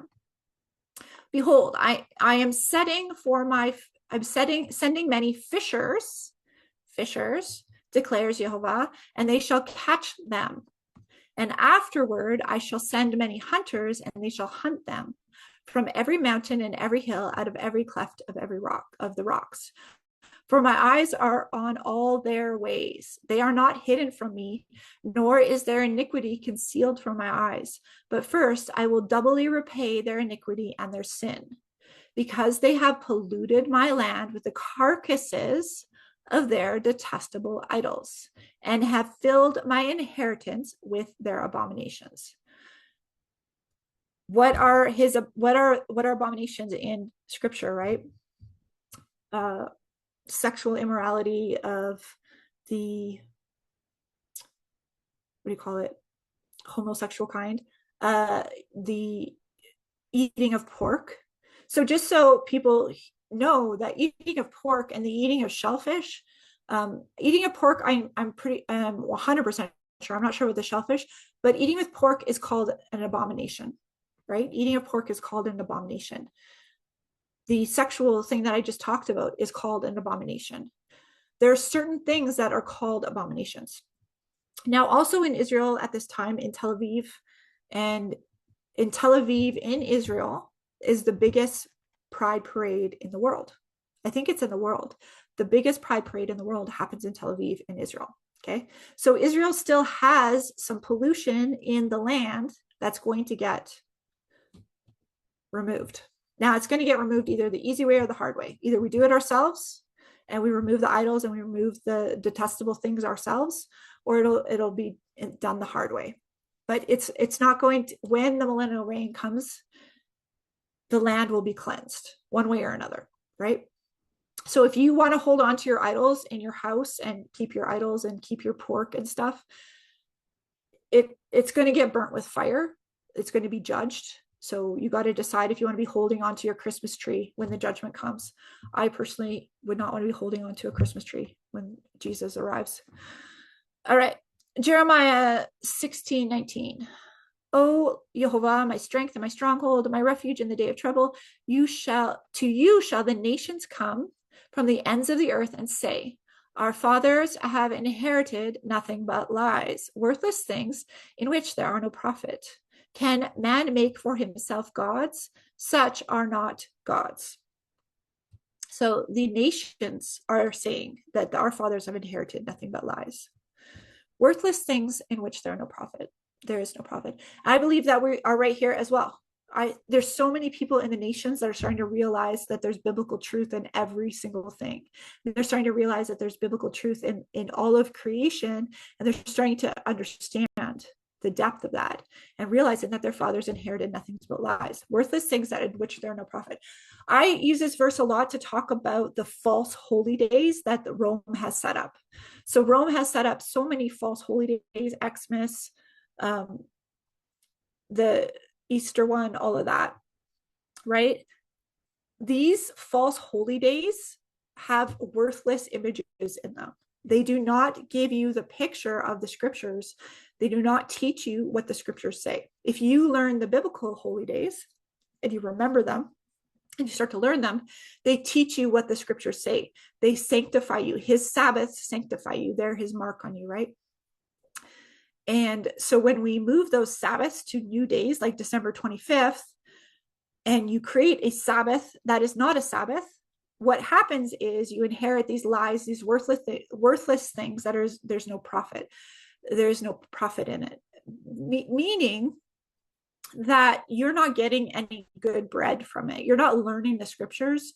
You're not being sanctified by the Father by keeping Christmas. You're not being sanctified by the Father by keeping false Easter, false Passover, right? You are sanctified by the Father by his Sabbaths. And he says that in Exodus 32. The Sabbaths sanctify you because you understand that he's in charge of time, creation, matter, energy, all of it. He's in charge of all the elements of the earth. And by understanding that, you adhere to what he says to do, right?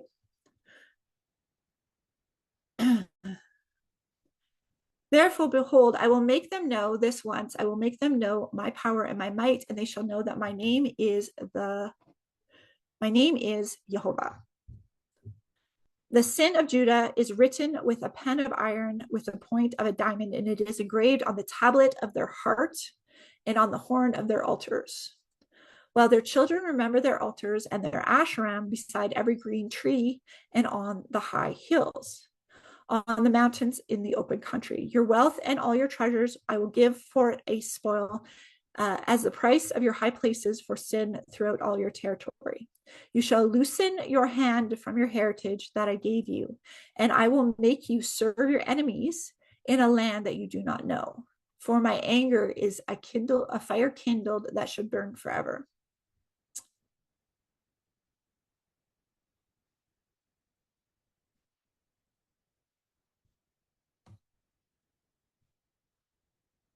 Let's keep reading. This is good.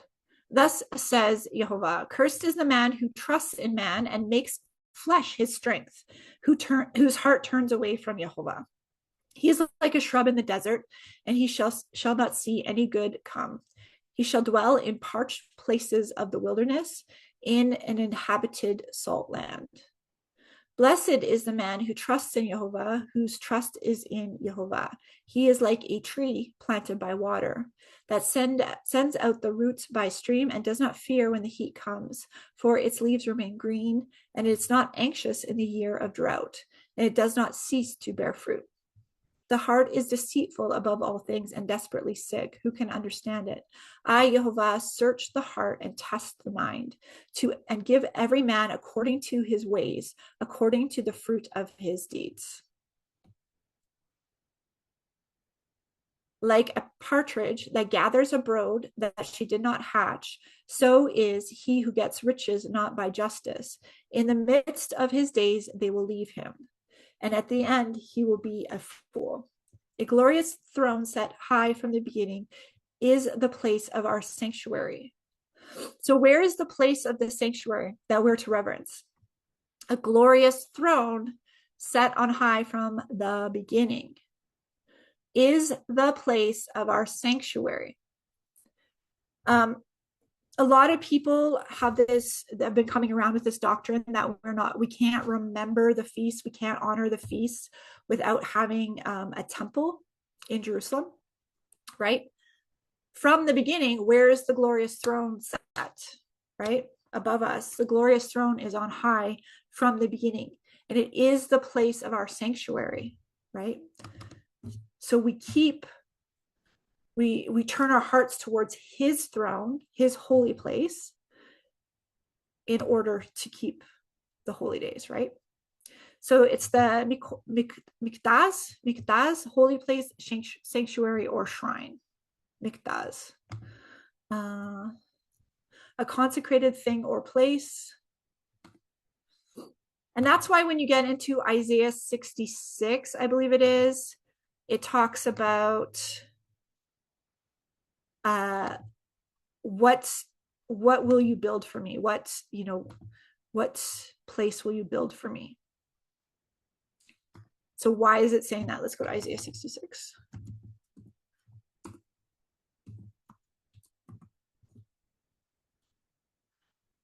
And this will line up with that, right? Thus says Jehovah, heaven is my throne, and the earth is my footstool. What is the house that you would build for me? And what is the place of my rest?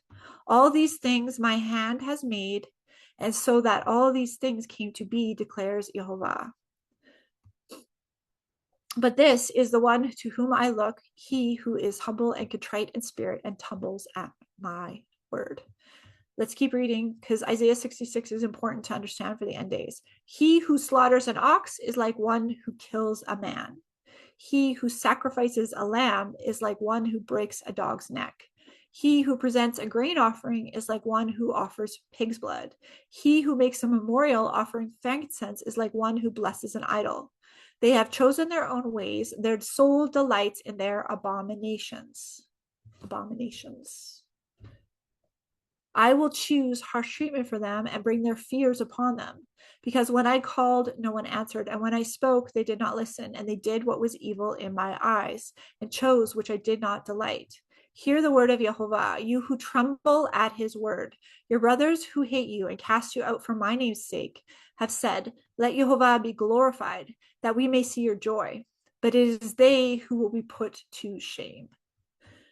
The sound of the uproar from the city, the sound from the temple, the sound of Jehovah, rendering recompense to his enemies. Before she was in labor, before she gave birth, before pain came upon her, she delivered a son. Who has heard such a thing? Shall a land be born in one day? Shall a nation be brought forth in one moment? For as soon as Zion was in labor, she brought forth her children. And shall I bring to the point of birth and not cause to bring forth, says Jehovah? Shall I, who caused to bring forth, shut the womb, says your God? Rejoice with Jerusalem and be glad for her. All you who love her, rejoice with her in joy. All you who mourn over her, that you may nurse and be satisfied from her consoling breasts, that you may drink deeply with delight from her glorious abundance. So this is New Jerusalem being born. For thus says Jehovah, behold, I will extend peace to her like a river. The glory of the nations like an overflowing stream, and you shall nurse and she'll be carried upon her hip and bounced upon her knees as one whom his mother comforts. So I will comfort you, and you shall be comforted in Jerusalem. You shall see, your heart shall rejoice, your bones shall flourish like the grass. The hand of Jehovah shall be known to his servants, and he shall show his indignation to his enemies. Where do we see bones flourishing like grass? Ezekiel 37. So you can go look that up if you want. But we should get on to... So if you read all of Isaiah 66, that's the day of Jehovah as well.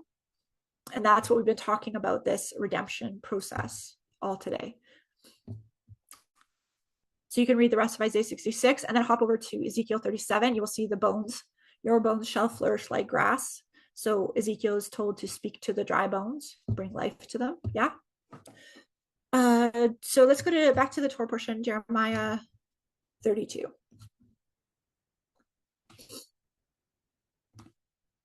Jeremiah said, "The word of the Lord came to me. Behold, Hanamel, the son of Shallum, your uncle, will come to you and say, Buy my field that is at Anathoth, for the right of redemption by purchase is yours." Then Hanamel, my cousin, came to me in the court of the guard, in accordance with the word of the Lord, and said to me, Buy my field that is at Anathoth in the land of Benjamin, for the right of possession and redemption is yours. Buy it for yourself. Then I knew that this was the word of the Lord. I want to stop there and just point out this pattern. The word of Jehovah came to Jeremiah and said, your uncle will come to you and say, Buy my field that is in Anaroth, for the right of redemption is yours to purchase. So that we already talked about the right of redemption earlier. The right of redemption Jeremiah had for that field because it was his uncle's field, right? Your relative can purchase your field and redeem you. Kinsman redeemer. So the word of the Lord comes to Jeremiah, and then and he hears the word of the Lord. So first we hear, right? This is all about the seals. First we hear, and then it happens. The seal is broken, and then it happens. It's revealed. So the word of the Lord, the beginning of creation is the word of the Lord. So it is spoken, right? And then the seal breaks, and then it is done. Okay? They bring forth the scroll, and they confirm that indeed the word of the Lord is spoken. So if Jehovah has spoken something and it has not come to pass yet, we're just waiting for that seal to break and him to bring it forth. Okay, that's the pattern. Where is this field? Let me show you. Anaroth, it was just outside of, it was one of the Levitical cities given to the children of Aaron. So it was a Levitical city, which is important because the Levitical cities had different rules for the Jubilee. And we could go back and look at those. The Levitical cities had different rules. The walled cities had different rules, and the just villages had different rules for the Jubilee year. If it is just outside of, let's see if I can show you. It's called Anata now. The same place is called Anata now. Okay, let me show you. Just outside of Jerusalem.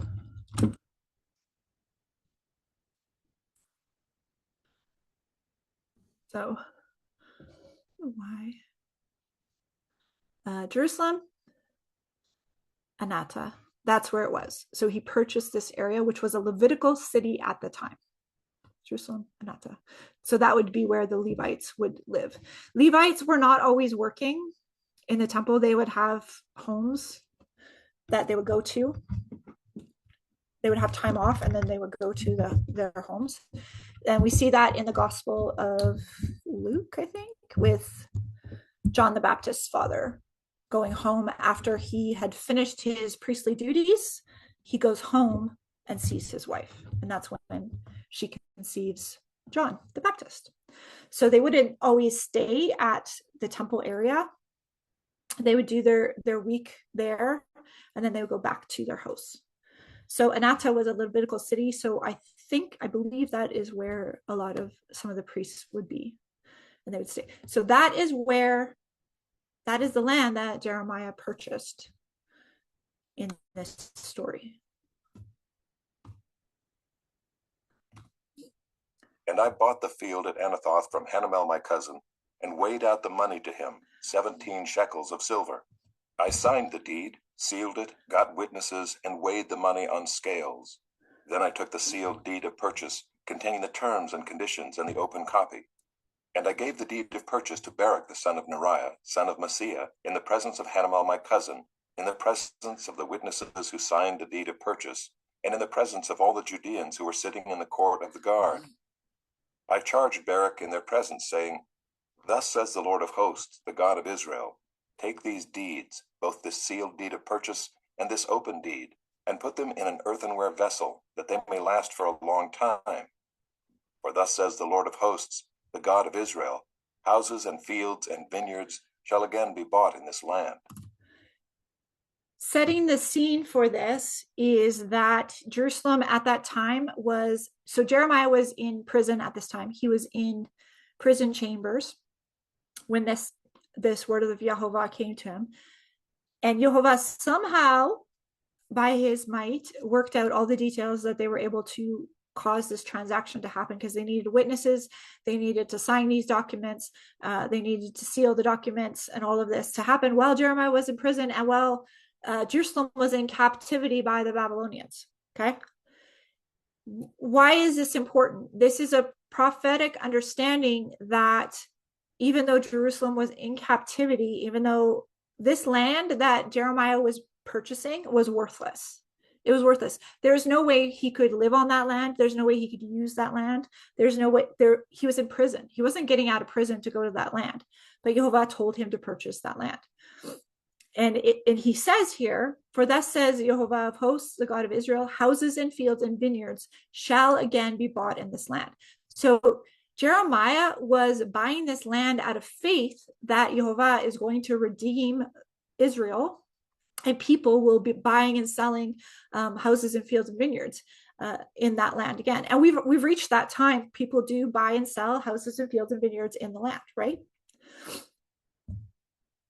There's two scrolls. There's the open scroll, which we have. We have an open scroll. We have a Bible. We have the Torah. We have the prophets. We have the scriptures. We have the open scroll. Then there is the sealed scrolls. They both contain the same information. What's really interesting, I don't know how to explain this. How do I explain this? Okay. We have, so they sign two deeds of purchases, right? They have one that is open and one that is sealed. The open one is so that you can look at it anytime, look at what's going on in the deed of purchase. And then the sealed one has a clay seal stamped onto it. And that seal has a string around it, and it keeps the scroll sealed that you cannot open the scroll. The purpose of this, it would be the exact same scrolls, two of the exact same scrolls.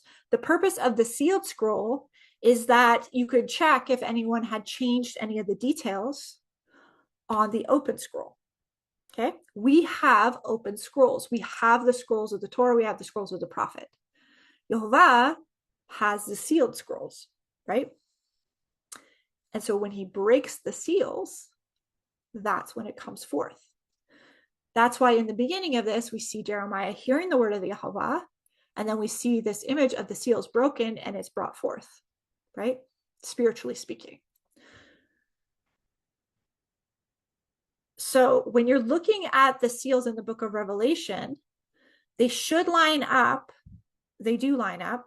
I'm not going to go through it right now, but they do line up with different things that have been prophesied in the Torah and the prophets, right? Because what does Yeshua say? Not one jot or tittle until all is accomplished, right? Till the seals are broken and all is accomplished, not one jot or tittle shall be moved. Now, why did they keep the sealed document? So that they could check that nobody changed the other document.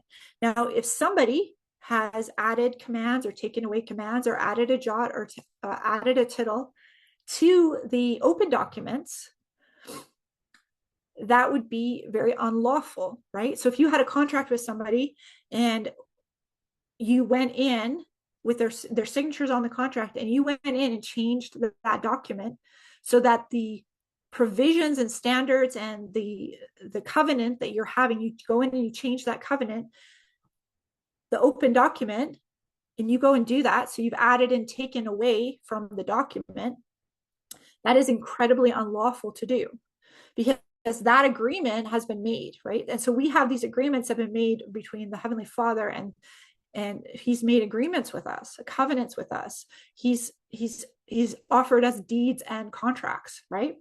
Everything in the Torah and in the scriptures is very legal. It's legalistic language. We are learning how to be lawyers. When we come here and we go through this, we are learning how to be good judges and good lawyers. That's why he has us doing this, so that we can have good judgment. So if we have this contract and somebody like the Catholic Church or Judah or whoever Orthodox Judah, I don't want to, Judah, Orthodox Judah comes in and changes and adds and takes away from that document and alters that document in any way. Beware of the scribes and Pharisees that alter the documents. Then they are messing with the covenant. You know what I'm saying? They're messing with the deed of purchase, the redemption deed of purchase that we have been given through Yeshua, right? Does that make sense? So he's going to break the seals and check the original covenant documents. And so when he breaks the seals and brings forth the original covenant documents, that's when the judgment's going to be coming out, like who changed this, who changed that, who messed with this, who messed with that. And that's why we always go back. I always point out how Rome likes to change the commands. They changed the Sabbath day. They've changed the 10 Commandments. They've changed all sorts of things. They changed the feast days and the holy days. They like to change the commands. And when they're doing that, they're adding and taking away from the covenant scroll. And they're bringing people in and putting their mark on people. Remember, we went back to the marks. So the marks of Yah are his things that he's created and put his name on, right? And they want to put their mark on you. So when you start to do the things of Rome instead of the things of Yah, or you start to do the things of any other person, leader, anybody who's coming to you and saying, oh, we should do it this way, and you can't see that in the source document that you're looking at, the covenant agreement document that you're looking at. And yes, something might have been changed and we might be led astray. But if you've done your best to look at the signed deed and look at it and make sure that you understand the terms of the covenant in the open copy, then you're going to be covered because you're not the one leading others astray. But if you're going out and leading others astray and not checking the deed and the covenant document, that, what does it say in the book of Revelation? All the plagues will be heaped upon you. That's why we see all the plagues coming upon the Jezebel church, the great harlot church, because the great harlot church messes with the deeds.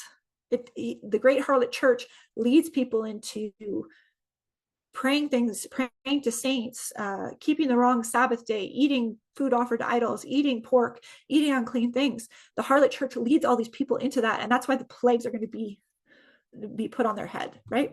That'll be the judgment upon them. And those who don't come out of her, my people. So the sealed copy would have a seal on it, and we can look at the seals.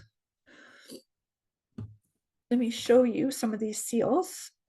And how do we know this is true? Because we have found these seals all over Israel. They have been found. Even they have found seals. So here's one, Azariah, son of Hilkiah. Azariah, son of Hilkiah. And you can read about this person in Ezra 7. Here, I'll show you.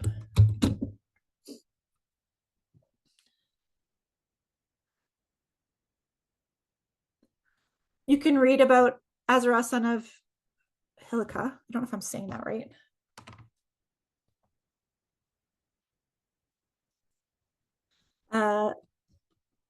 Azariah, son of Hilkiah. So this is from 605 BC. They found this one. And it says belonging to the Azariah, the son of Hilkiah. That's what it says on it. And you can find this person in Ezra 7:1, 1 Chronicles 6:13. So this is an actual seal that they have found in the land from Bible people. So when people say that there's no evidence for the scriptures, there's plenty. There's a whole bunch of, they found so many seals. And the reason that they can find these seals, is that they were made from clay. And while the clay was wet, they would press the signet ring. So in the scriptures, you hear about signet rings a lot. And they will press the signet ring, take their ring, press it into the clay to make the seal and seal the document, right? And then you can see here, there would be like a string that would go around the seal, or else they would seal it sort of like this with the, like down here, you can see they would seal it with many seals. right? Which is interesting because this is a picture of the 7 seals, right? This is an image of the signet ring. So this is kind of what an older signet ring might look like. And this would be placed, it would be carved out and placed on a ring so that you would have it with you always. And then if you were going to make a covenant or document or sign an agreement, you would use that to seal the agreement. And so these signet rings would be given to people in power, and you could have authority. So if we have the seal of Yah on us, we have his seal on us, that means he's marked us with his ring. He's marked us, right? The seal of Yah on us. So this is an example of, this is one from the Temple Mount, and it bears the inscription reading, Hizkiyahu, son of Immer, written in the Hebrew script towards the end of the first temple period. Immer was the name of the priestly family which served in the temple during the time of the prophet Jeremiah in the 7th or early 6th century BC. And you can read about in Jeremiah 20 this person whose ring that they have found on Temple Mount. Some people say there's no evidence for the scriptures, they're just not educated. So if you want to read about that, that's Jeremiah 20. So there's the ring. That would have been the seal. Really cool. And so the reason why a lot of the seals have been left and not a lot of the scrolls is because the seals were made out of clay. And if a building caught on fire, the clay would just get harder and more resilient, whereas the scroll would just burn up. So they have a lot of these. They have they found entire piles of these seals. They found entire piles of these seals that have been preserved because there was fires. So all the documents, they were storing these documents, and the documents were destroyed, but the seals are still there because the seals didn't burn in the fire because they're made of clay, right? So here's an example of a signet ring image. So you notice this one's kind of coming out, the image. This is a Hellenistic one. So this is Apollo. They made this seal, Apollo seal. Obviously, this is not temple related, but this is just an example of how these things would look. This image would be pressed into the clay. Now they do it with wax a lot, but wax would melt. So they wouldn't do it with wax then because wax would just melt in a fire or whatever, and it would be as strong as to just seal it with the clay.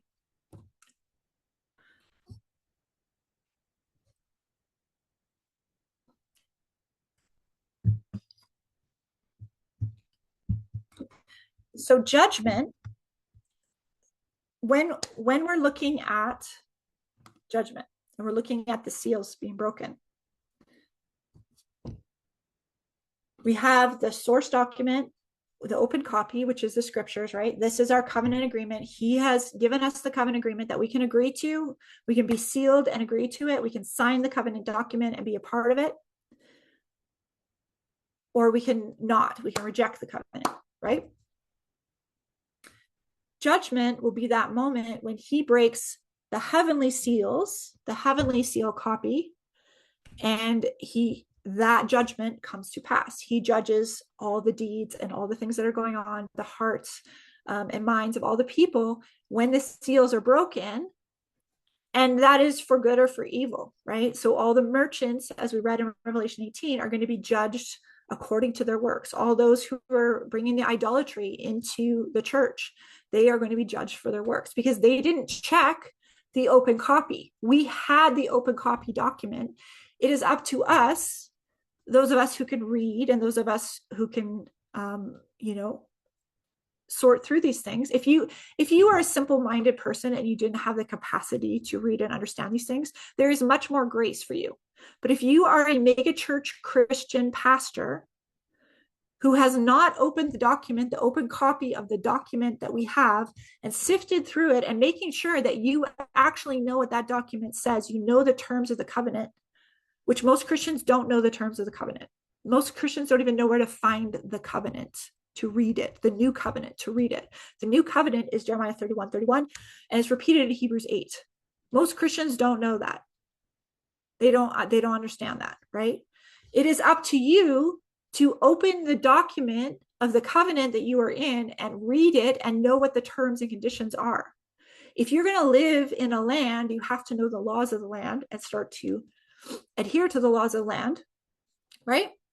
There's no, if you're living in a country and you break the laws, there's a cost every time you break a law and you get caught, right?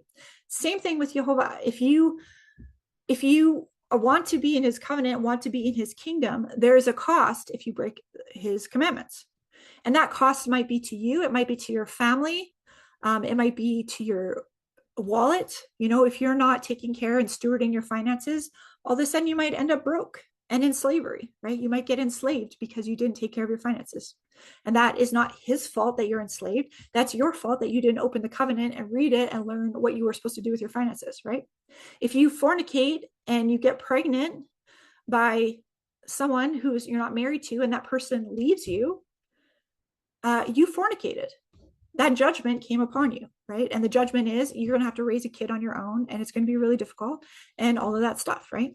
That's the judgment that came upon you because you didn't open the document and read the terms and conditions, because he laid out the terms and conditions for your own good, because it will protect you. These terms and conditions will protect you, right?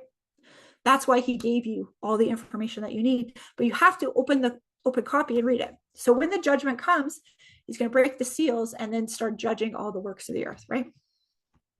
We see the seals being broken in Revelation. Let's carry on. Jeremiah prays for understanding. We're at verse 16, 32:16. Jeremiah. After I had given the deed of purchase to Baruch the son of Neriah, I prayed to the Lord, saying, Ah, Lord God, it is you who have made the heavens and the earth by your great power and by your outstretched arm. Nothing is too hard for you. You show steadfast love to thousands, but you repay the guilt of fathers to their children after them, O great and mighty God, whose name is the Lord of hosts, great in counsel and mighty in deed, whose eyes are open to all the ways of the children of man, rewarding each one according to his ways and according to the fruit of his deeds. You have shown signs and wonders in the land of Egypt, and to this day in Israel and among all mankind, and have made a name for yourself, as at this day. You brought your people Israel out of the land of Egypt with signs and wonders, with a strong hand and outstretched arm, and with great terror. And you gave them this land which you swore to their fathers to give them, a land flowing with milk and honey. And they entered and took possession of it. But they did not obey your voice or walk in your law. They did nothing of all you commanded them to do. Therefore you have made all this disaster come upon them. Behold, the siege mounds have come up to the city to take it. And because of sword and famine and pestilence, the city is given into the hands of the Chaldeans who are fighting against it. What you spoke has come to pass, and behold, you see it. Yet you, O Lord God, have said to me, buy the field for money and get witnesses, though the city is given into the hands of the Chaldeans. The word of the Lord came to Jeremiah. Behold, I am the Lord, the God of all flesh. Is anything too hard for me? Sealed deed of purchase and this open deed, and put them in an earthenware vessel, that they may last a long time. For thus says Jehovah of hosts, the God of Israel, houses and fields and vineyards will rot again in this land. So the earthenware vessels, I had a picture of those here. They found the earthenware vessels at the Dead Sea, where they had the Dead Sea Scrolls, and there was multiple earthenware vessels with scrolls in them in this manner. Some open, some sealed. I'm not sure actually if there were sealed ones, but there was open scrolls, and so they would make these earthenware vessels, and like I said, these would be protected from fire because they would just get harder in a fire. And so they make these earthenware vessels, and then they would seal the top with pitch, so that it was sealed and no moisture would get in. And then the documents would be preserved perfectly in these earthenware vessels. And so they found all the scrolls that they found in Qumran, in the caves, they found them in these earthenware vessels. Quite amazing.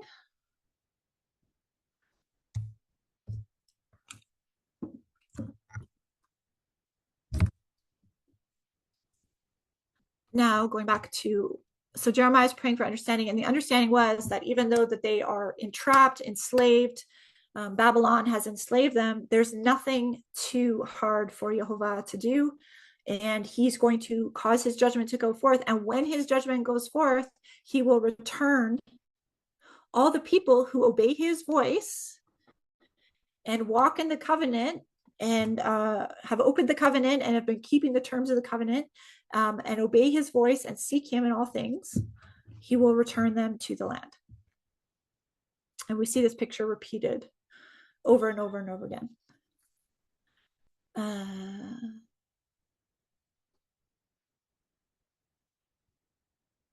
Buy the field for money and get witnesses, though the city is given into the hand of the Chaldeans. The word of Jehovah came to Jeremiah. Behold, I am Jehovah, the God of all flesh. Is anything too hard for me? Nope. Nothing's too hard for him. Okay, let's go to the Gospels. Wait, there's one verse I want to show you.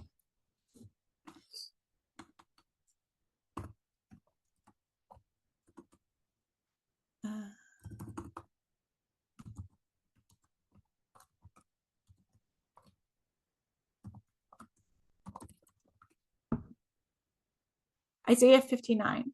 Surely the arm of Jehovah is not too short to save, nor his ear too dull to hear.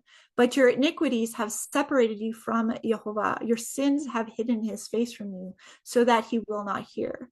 For your eyes have stained with blood, your fingers with guilt. So his arm, which is a picture of Yeshua, Yeshua's at his right arm, right? Surely his arm is not too short to save, nor his ear too dull to hear, but the iniquities have separated you from Jehovah. So when we get rid of iniquities, which is perverse thinking, iniquities is perverse thinking. And as you go through the scriptures and start to sort out the way that he sees things and the way that he labels things and names things, you will start to sort out your own perverse thinking. We all have perverse thinking that goes on because we've been in the world and we hear what the world has to say, and we hear what the world says and calls things. I notice this all the time in English versus Hebrew.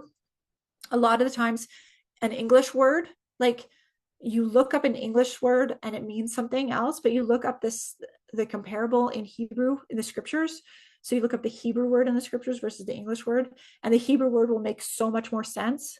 And it's almost like the English word twists and perverts the meaning and twists and perverts the understanding of what he's trying to say.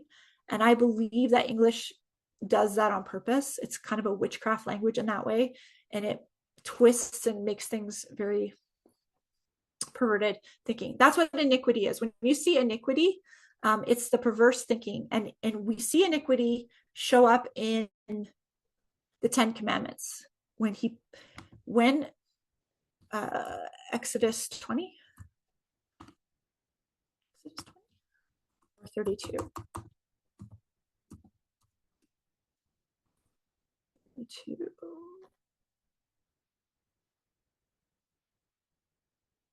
Nope, 20.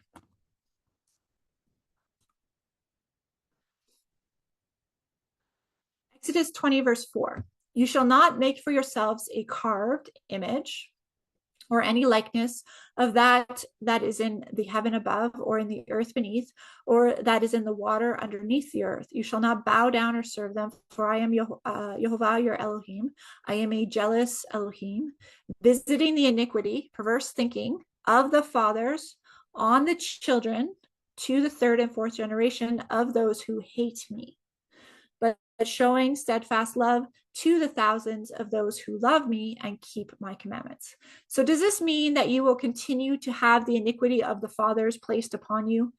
No, it means that if you repent and turn from your father's house's ways, so if you have a father who is sinful, that iniquity will land on you, that perverse thinking from your father. This is why we have generational curses. A lot of generational curses is just twisted thinking in people's heads, right? And you have to sort out your twisted thinking by learning the scriptures. So visiting the iniquity of the fathers on the children to the third and fourth generation, meaning if your father is some sort of way, he's, an adulterer or whatever, a fornicator, an alcoholic, that way of thinking and being will be passed on to the children until somebody steps in and breaks off that way of thinking and says, we're not going to think like this anymore. We're changing the way our family line thinks. And then they break it off. And then at that point, you no longer hate Jehovah, but you love Jehovah. So he will show his steadfast love to you, because you love him and keep his commandments. And his commandments and walking in his commandments and his ways, that will sort out your perverse thinking. Trying to just absorb the New Testament without walking out any of the commandments often does not, sometimes people get it by immersion a little bit, but if you want to really have the rubber hit the road, just start walking in his commandments and he will sort out your perverse thinking very quickly, because that walking out of the commandments, you will learn by doing, right? You can learn by hearing a little bit and start to do, but doing, when you go and do something, it really gets ingrained in you. Your body remembers it, right? It's a much faster process to just learn the commandments and do them rather than have to kind of grope around in the dark and try to figure them out over time, which I think a lot of Christians are doing, right? A lot of Christians, instead of just learning the commandments and doing them, they're walking around in the dark like, oh, I think this means this, and I think that means that. Why don't you just read the Old Testament and figure out what it means and learn it so that you don't have to grope around in the dark, right? His word is a lamp. His word is the lamp to light your path. So if you're just groping around in the New Testament and you don't know what any of these symbols mean, it's going to take you a long time to figure it out, right? Just learn what it actually says. Then you don't have to take so long. Okay.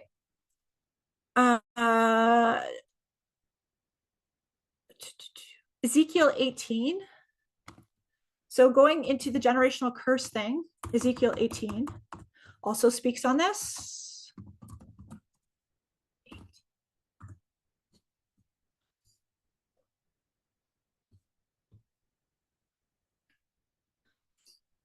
The word of Jehovah came to me. What do you mean by repeating this proverb concerning the land of Israel? The fathers have eaten sour grapes, and the children's teeth are set on edge. As I live, declares Jehovah Elohim, this proverb shall be no more used by you in Israel. Behold, all souls are mine. The soul of the Father as well as the soul of the Son are mine. A soul who sins shall die. So when you sin, it brings about death. So what is the soul? It's your nefesh. It is your appetite, your emotion, your power, your person. So your nefesh, your soul, is what your blood, the blood, is doing on this earth. So you are full of blood. What is your blood doing day in and day out on this earth, right? All souls are mine. The soul of the Father, well, the soul of the Son is mine. All souls who sin will die. If your nefesh is walking in sin, it brings about death. Sometimes it brings about death slowly, and sometimes it brings about death quickly. If your nefesh is going out and fornicating every single weekend at the bar randomly with strangers, your nefesh will get a disease and your nefesh will die, right? That's like the most obvious example, right? That's a very easy example to picture. So if your nefesh, your soul, your living being, yourself, your person, your appetite, wants to feed on unclean food, food, abomination food, and food that is really unhealthy for you, and your nefesh has a passion, your passion for that is to eat all that unclean food, and you glutton it, eventually your nefesh will die. All souls who sin and walk in rebellion eventually die, right? There's the quicker picture of it, and then there's the long game, which is Yeshua came to redeem us from the curse of the law, which is death. The soul who sins will die. The curse of the law is not the law. The curse of the law is not the Torah. The curse of the law is if you sin, you die. If you ever sin, you will die, right? That's the curse of the law. That's what was nailed to the cross. Your penalty for sinning, which is lawlessness, sinning is lawlessness, your penalty, the cost, that's what he redeemed you from. He paid the redemption price to redeem you from death, because we all sin and fall short.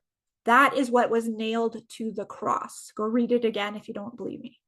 What was nailed to the cross was the cost of your sin. The debt note. Remember, these are all contract. The whole scripture is all contract, right? Contract law. This is all contract law.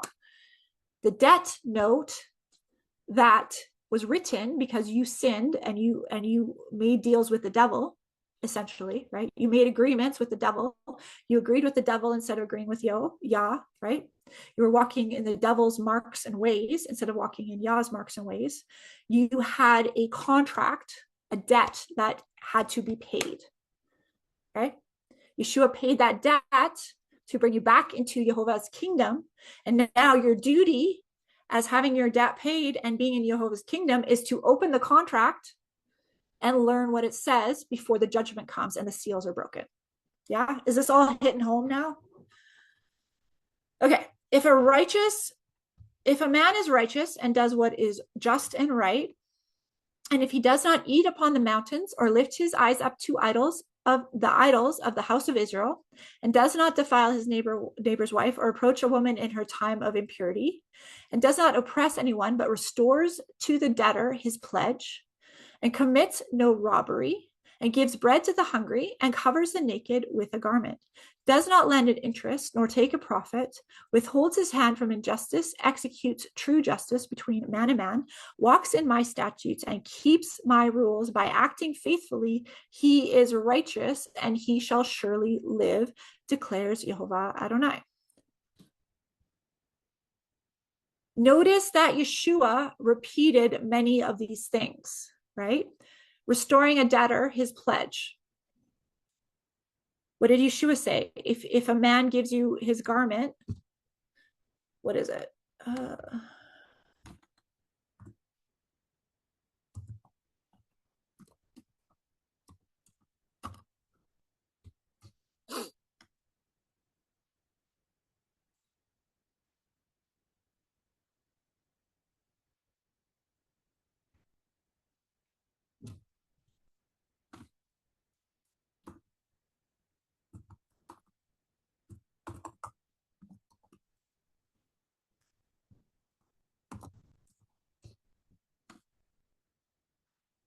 Luke 22. Let's go there. Yeshua repeated many of these things.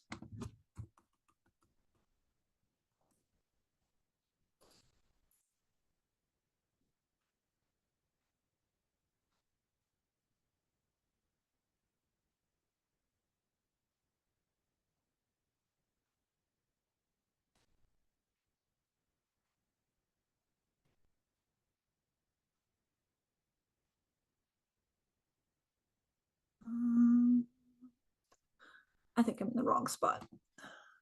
Luke 22:36. Nope, that's the wrong one.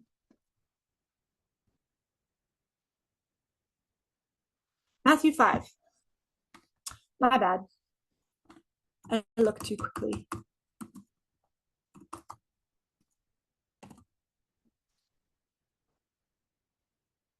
So this is the Beatitudes, I think. Seeing the crowd, he went up to the mountain, he sat down, and his disciples came to him, and he opened his mouth and taught them, saying, Blessed are the poor in spirit, for theirs is the kingdom of heaven. Blessed are those who mourn, for they shall be comforted. Blessed are the meek, for they shall inherit the earth. Blessed are those who hunger and thirst for righteousness, they shall be satisfied. Blessed are the merciful, they shall receive mercy. Blessed are the pure in heart, they shall see Yehovah. Blessed are the peacemakers, for they shall be called the sons of Yehovah. Blessed are those who are persecuted for righteousness' sake. Theirs is the kingdom of heaven. Blessed are you when others revile you and persecute you and utter all kinds of evil against you falsely on my account. Rejoice and be glad, for your reward is great in heaven, and so they persecuted the prophets who were before you. You are the salt of the earth, but if the salt has lost its taste, how shall its saltiness be restored? It is no longer good for anything except to be thrown out and trampled under people's feet. You are the light of the world. A city set on a hill cannot be hidden, nor do people light a lamp and put it under a basket, but on a stand it gives light to all the house. In the same way, let your light shine before others so that they may see your good works and give glory to your Father who is in heaven.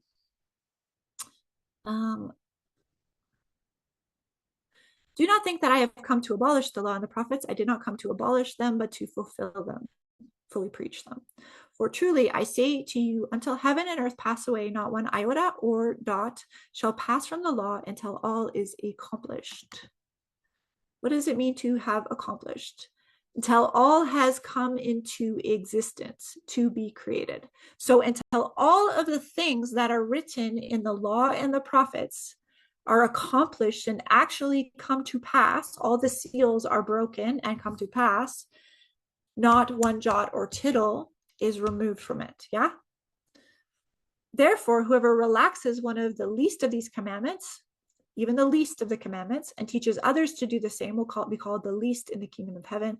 And whoever does them and teaches them will be called great in the kingdom of heaven. For I tell you, unless your righteousness exceeds that of the scribes and Pharisees, you will never enter the kingdom of heaven.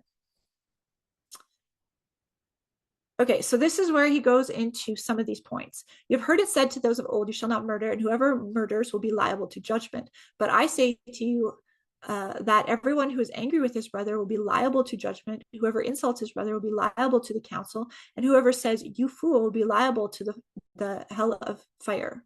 So if you are offering your gift at the altar, then remember that if your brother has something against you, leave your gift there before the altar and go. Be first reconciled to your brother and then come offer your gift. Come to terms quickly with your accuser while you are going with him to the court, lest your accuser hand you over to the judge and the judge to the guard and you be put in prison. Truly, I say to you, you will never get out until you've paid the last penny. You have heard it said that you shall not commit adultery. But I say to you that anyone who looks at a woman with lustful intent has already committed adultery with her in his heart. If your eyes, lustful, epithumeo,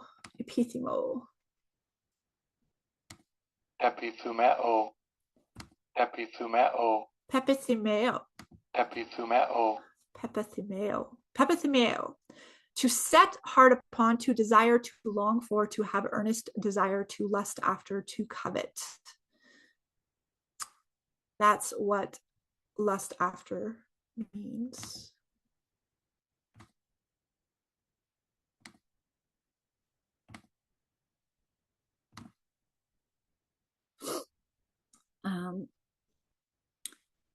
With coveting intent. But I said to you, everyone who looks at a woman with lustful intent has already committed adultery with her in his heart.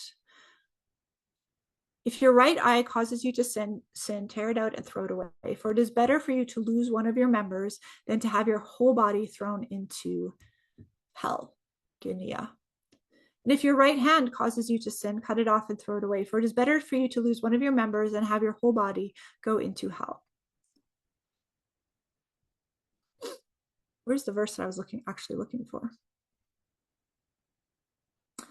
Again, you've heard it said that those of old, you shall not swear falsely, and you shall perform to Jehovah what you have sworn. So when you invite Yeshua to be your Lord and Savior, you don't want to swear that falsely. You want to perform to Jehovah what you have sworn.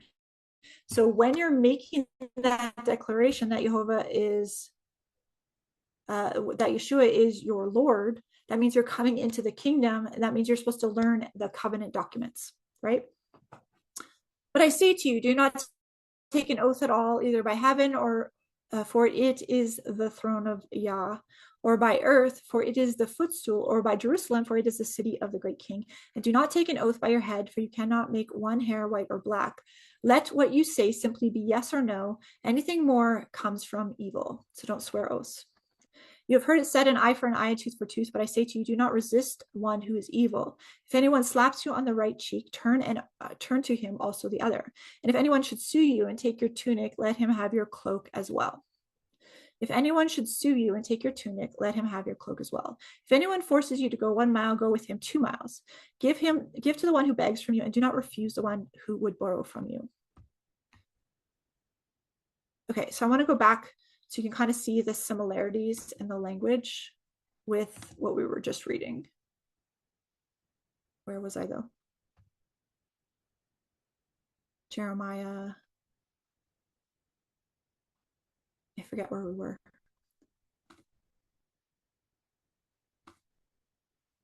Were we in Ezekiel or Jeremiah? Ezekiel?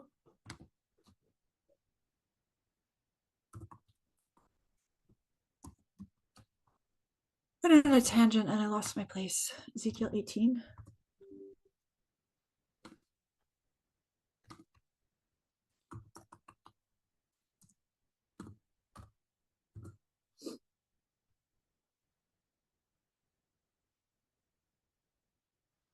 Okay. Ezekiel 18:14. So now you can kind of see the same language and the same tone that Yeshua was speaking of. You can see that here in Ezekiel 18:14. Now suppose a man fathers a son who sees all the sins of his fathers has done and sees and does not do likewise.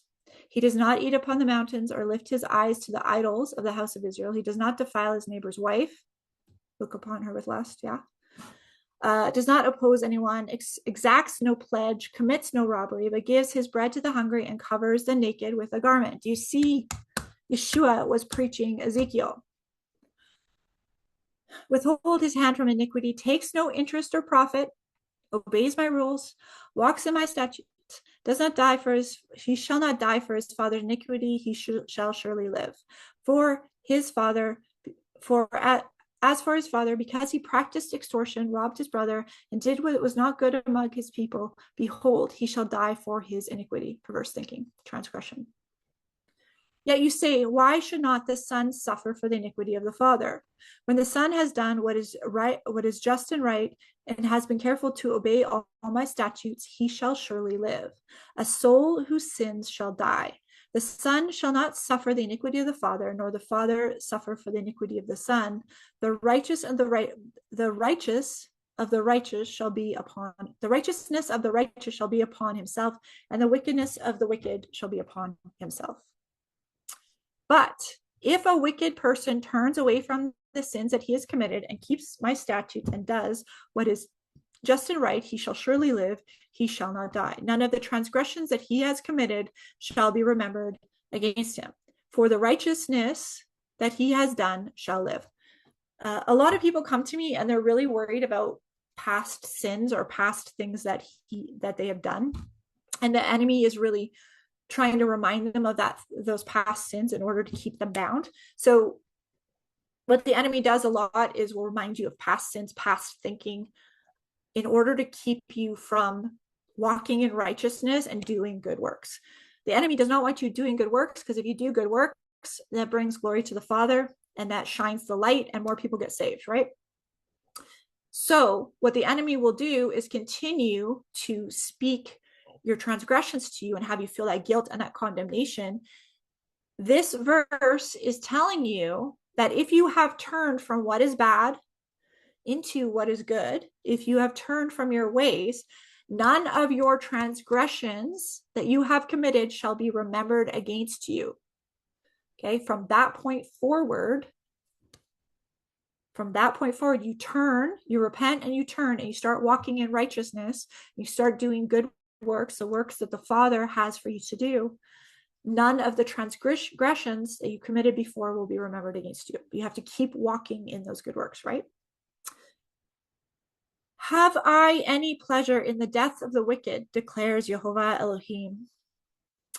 and not rather that he should turn from his way and live. But when a righteous person turns away from his righteousness and does injustice and does the same abominations that the wicked person does, shall he live? None of the righteous deeds that he has done shall be remembered. For the treachery of which he is guilty and the sin he has committed, for them he shall die. I see this all the time in the mainstream big churches. You'll have a pastor and they have done all these good works for years and years, did all these good works and really glorified Yah. And then they get tripped up by money, usually money and women. Usually it's money and women. And they end up having a fall from grace, right? What's that fall from grace? It's they've turned from his ways into the enemy's ways, and they usually end up, there's been some really notable examples of this. I'm sure you guys know of a few. All the good that they had done in the past is not remembered. What are they remembered for? The text messages that came out, the photographs that came out, whatever it was that they had fallen into, that's what they are remembered for. Even if they did 20 years of good works, 20 years of giving glory to Yah, if they fall into that transgression and they turn into abominations, that's what they're remembered for, right? There's a lot of big pastors that we've witnessed this from, right?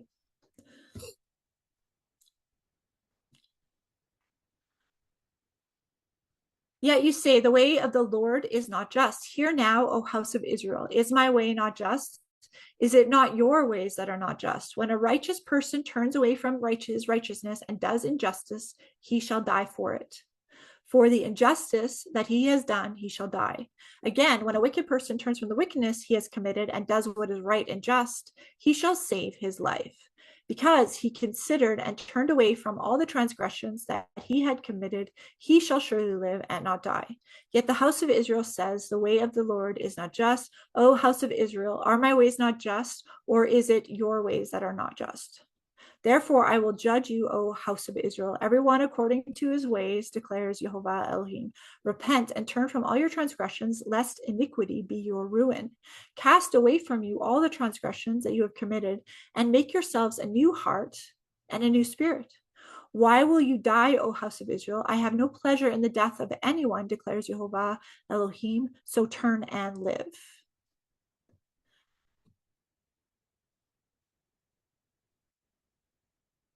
I think that we've covered everything that I wanted to cover today.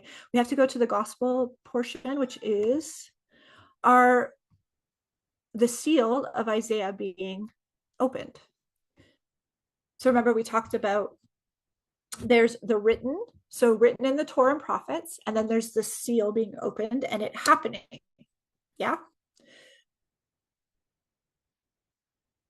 In Isaiah, there's the verse, the Spirit of Jehovah is upon me, is anointed me to proclaim the good news to the poor, and sent me to proclaim liberty to the captives, recovering the sight of the blind, and to set at liberty those who are oppressed, to proclaim the year of Jehovah's favor. That was written in Isaiah, the open copy, and then the seal was broken, and the true copy, the true image, came to pass, which was Yeshua reading that verse and declaring that verse completed in was it the temple? No, in the synagogue. So he came and broke the seal and opened it, and it came to pass. In the end, we're going to have all these seals breaking, and that is the picture of these things that have been prophesied in the Torah are going to come to pass. So no, not everything has been fulfilled yet, right? Let's begin. Luke 4, verse 14. And Jesus returned in the power of the Spirit to Galilee, and a report about him went out through all the surrounding country.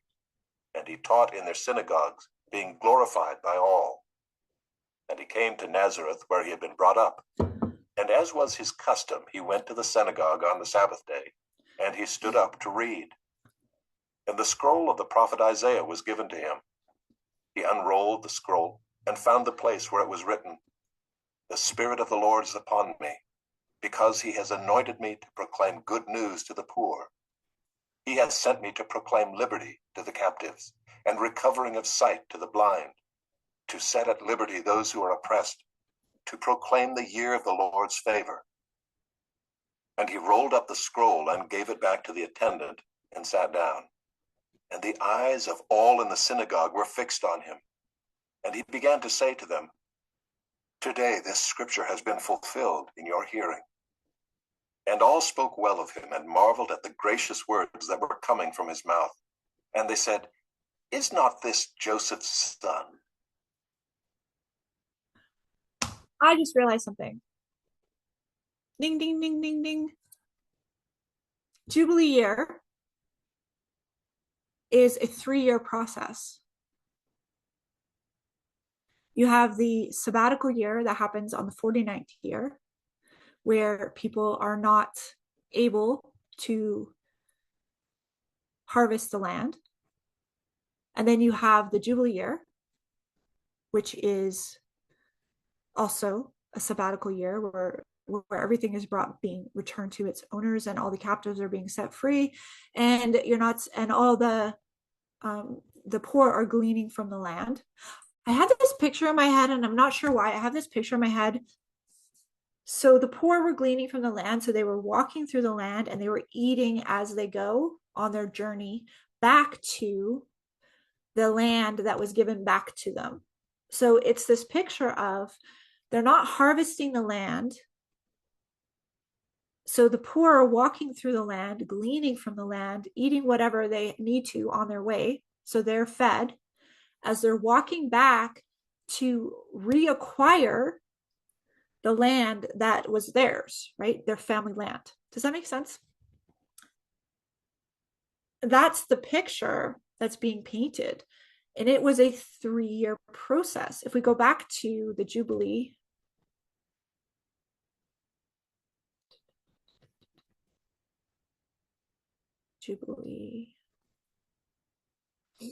okay, the year of Jubilee. You shall count 7 weeks of years, 7 times 7 years, so that the 7 weeks of 7 years shall be 49 years. Then you shall sound the loud trumpet, and on the 10th day of the 7th month, on the day of atonement, you shall sound the trumpet throughout your land, and you shall consecrate the 50th year, so that's happening on the day of atonement, and proclaim liberty throughout the land to all its inhabitants. And it shall be a jubilee for you, when each of you shall return to his property, and each of you return his clan. So everyone's going back to their proper houses on this 50th year.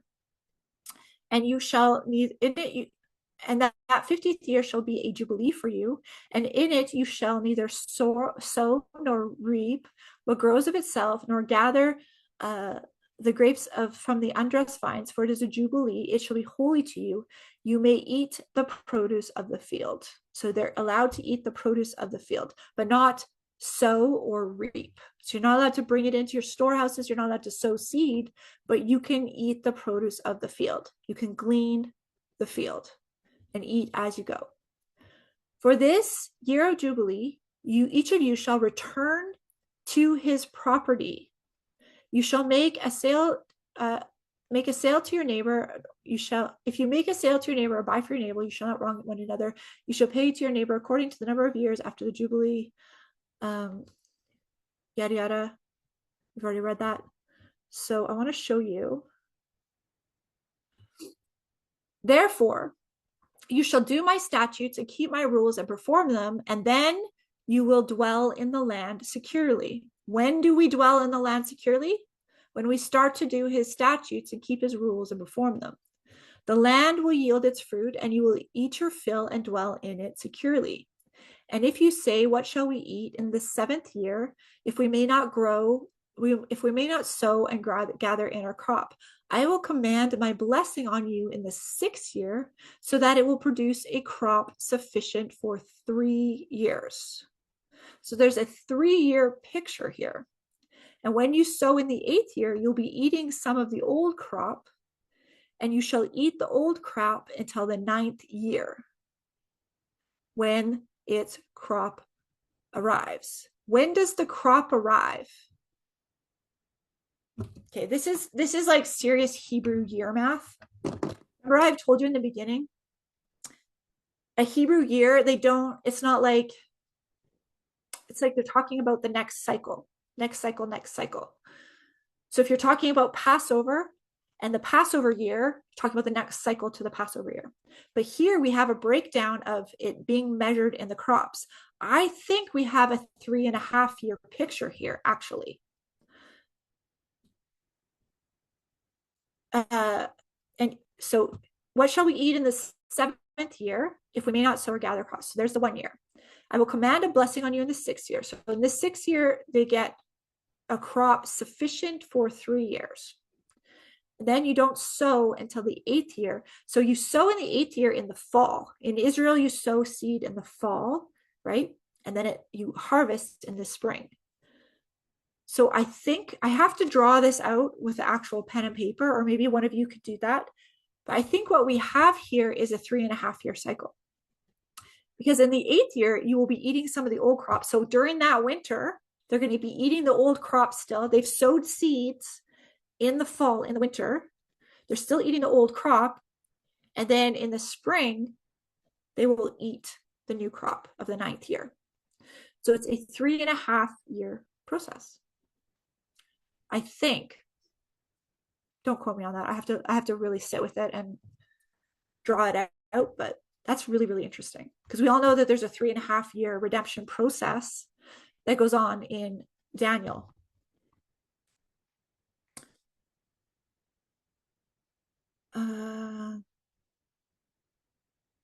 Okay, let's leave it there for today. I think I've covered everything.